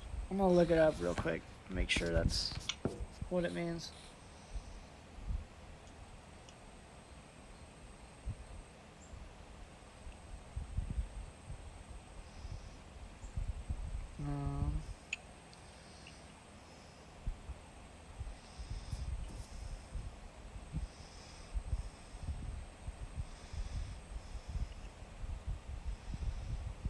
All right, accommodating, willing to fit in with someone's wishes or needs. Okay, so like. It's gonna be. Mine is really. I'm thinking 4 or 8. The reason why. Because the reason why I would think of 8, I'm already okay. Like if you're happy, I'm happy. Like it's something I'm not happy about, I will say about. I need to buy 4 because um, also why 4 is I'm not gonna change for other people like that. That's just a way. So if it's like changing to someone's wishes and need, can be 4. But if we like counting like just changing plans and all that, I would be an 8 because I'm really simple like that. So So really, how about we meet in the middle with a 6? I would rather do 5. Yeah. So you know what I mean, right? All right. Well, I was saying in the middle between 4 and 8 was 6. But, let's see. For me, accommodating, I would probably put either a 4 or 5. Okay. Talented. How talented are we? That's really self-centered to judge your own talent. I'm extremely talented. I would see myself as an 8 because I'm talented, but also have a lot to learn about something. So that's why also drives me to become better. Yeah, I'd probably be a 6. Confidence. Also 8. I don't know why. It sounds kind of a bit maybe as an asshole sometimes. But I'm confident enough about my things, what I can do. And also that drives, what I said before, that drives me also to learn new stuff and become better. Because I don't know, I have some weak spots to work on. That's what I like also. Yeah. So I'd probably put I also myself. confident. I'd probably put myself at. If you really consider your ass at this or that, I said, yeah, that's right. That's why I'm learning to become better. So that's why I also become confident. I'd probably say an 8 as well because like if I was a 10, you'd be like, wow, you were really confident with that answer. I guess I was. But no, I there's some things that I'm not confident about, but for the most part, I'm a pretty confident guy. Humbleness. That Yeah. Loving. because one is the reason why it's really sick because I always keep myself like also try to do most of the things alone. People around me in this community also help me out also out a lot. So that's why I'm 100% 10 and 10 because I always keep in mind the reason why you're here is because people give you this opportunity for it, and it was my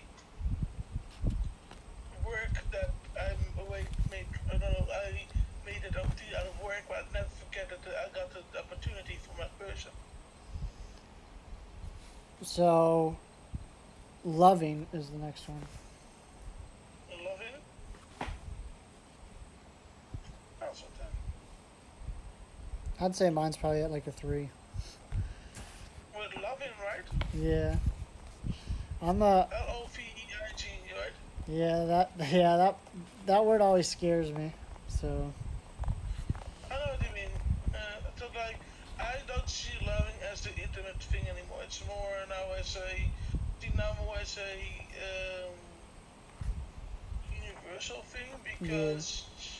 because they're living liking people as friends and also like it sounds weird but loving friends like they are really family. It's another word for I see it's another word for family. Really ride or die that you really want to make Right. sure they all when you eat they also eat. When they make sure if they worry that you can help them out. That stuff. It's like Well, uh, a, that. I see that. That's that. a lot of it for me is like self-loving, like, cause like I'll take care of people I care about, but then I don't take care of myself.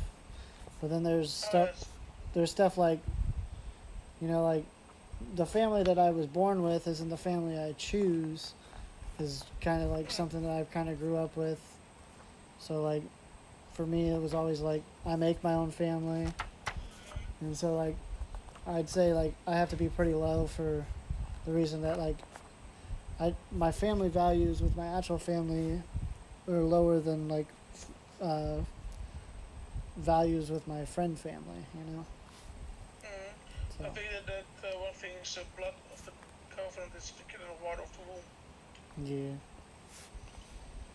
Tolerance. What's your tolerance?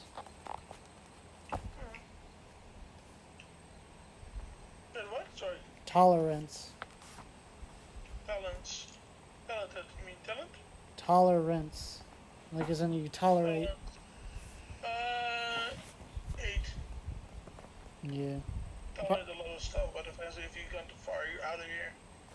Yeah, that'd be 8 or 9. Spontaneity. I'd say I'm a 10 on that one. 6. I'd be a 10 because you really don't know what you're getting out of me. Health, I think I kind of talked about this. I'm probably like a 3 or 4 again. I don't really take care of myself very good. You do it, man. Just really sure. Yeah. I think myself will be a 5. 5. It can be better. It can be better, to be honest. I can lose more weight. I can become more ripped, but less fat around my body. And I reach why 5. I'm going the right way, but it's still work for it. Creativity. 10. Or 12. 15. 20. Confidence just went up. Your confidence boost just went up. Confidence much? Let's see. Creativity for me would probably be like a 7 or 8. Because I'm not at your level, but I do my own, stuff sometimes. And I like, even being creative with creativity, even being creative, when it's the best time to let somebody else do it for you. So that's, it's in its own way, that's being creative too. Like being able to let somebody else. Because like, there's times when I make something, but I know you'll make it better than I do. So then I'm like, you know what?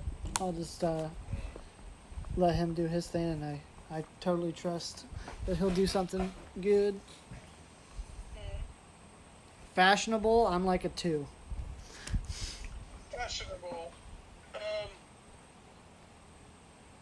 5. It's like on a good 5. Shirt, jeans, boots, and a hat. That's pretty much all I do. Okay, so that was it for tonight. For that, I think we learned a lot of things. How long have we been going for? We've been going for almost 4 hours. Almost 4 freaking hours. How are you feeling right now? You getting tired? I'm getting tired for sure. But also, it's been my 4th busy day. That's the reason why I'm getting tired. Alrighty. I got my claw installed, and I think tomorrow I'm gonna just sleep in a lot. So. Well, I will be on later tonight because I still want to show off some of the Nick All-Star because there's a new character on there. So I will be. I've already played as him. He's like a Wario type on Smash Bros. He has like a motorcycle and everything. So prepare for that. But I think we're gonna call it tonight for the late show. I hope you enjoyed. I hope this was worth your channel points. I can't tell if your side froze or if you're really good at staring. I think he froze. He just like moves his head randomly. Yeah, see, there it is. I was like, he either froze or he's really good at like staring blankly. My internet just cut out, so I'm sorry for that. Oh, you're fine. But yeah, we're gonna call it for tonight. Hopefully, it was worth your channel points. Of course, I freaking won. Anybody can do this. All you gotta do is have 18,000, I believe, channel points. It's not bad, and then we'll make a future stream. Yes, that's part of the word winning. Sorry. Yeah. So Reese is a first. Obviously, if it gets too supply and demand, we'll raise the price of it. But for now, we have a community challenge. I haven't been able to check it because I'm on here. Did it get any? 32%. 32%. So I think it moved up, maybe.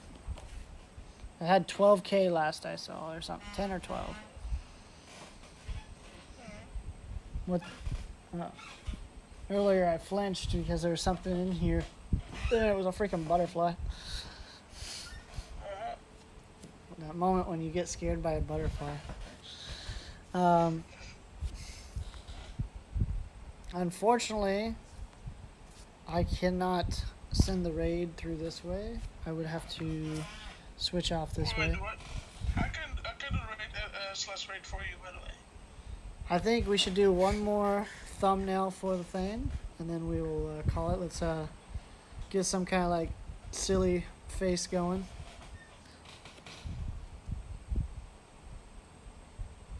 All right. And I'll work on that later. I'm gonna put PappaBrad on there too. You got the rars. But so we're gonna call it for now. Let's see who we want to go to. Wait, I can do slash raid. Who would you need for it? That's my thing. I don't know who's on, because like my other phone is busy doing the actual stream.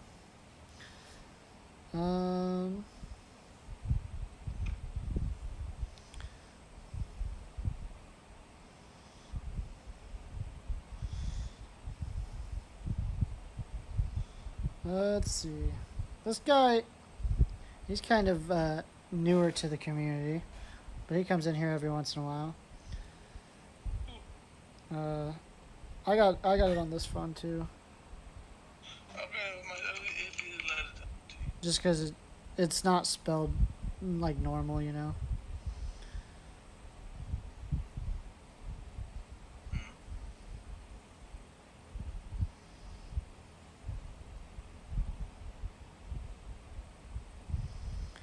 Boom. Looks like he is a follower or subscriber only chat, so we do have to prepare for that. So we are going to raid off to Jedi. He is a and that a lot of people do that because we get a lot of those hate bots in there, so they just yeah. So yeah, it has been dying out for me at least. But looks like the Marlins defeated the Chicago Cubs. Good way to end the stream. Tiger Jet, much love. You guys know the raid message, if you're subscribed, is usually this. But yeah, thank you guys for coming, and we'll see you next time, which will be later tonight, playing some games. Bye.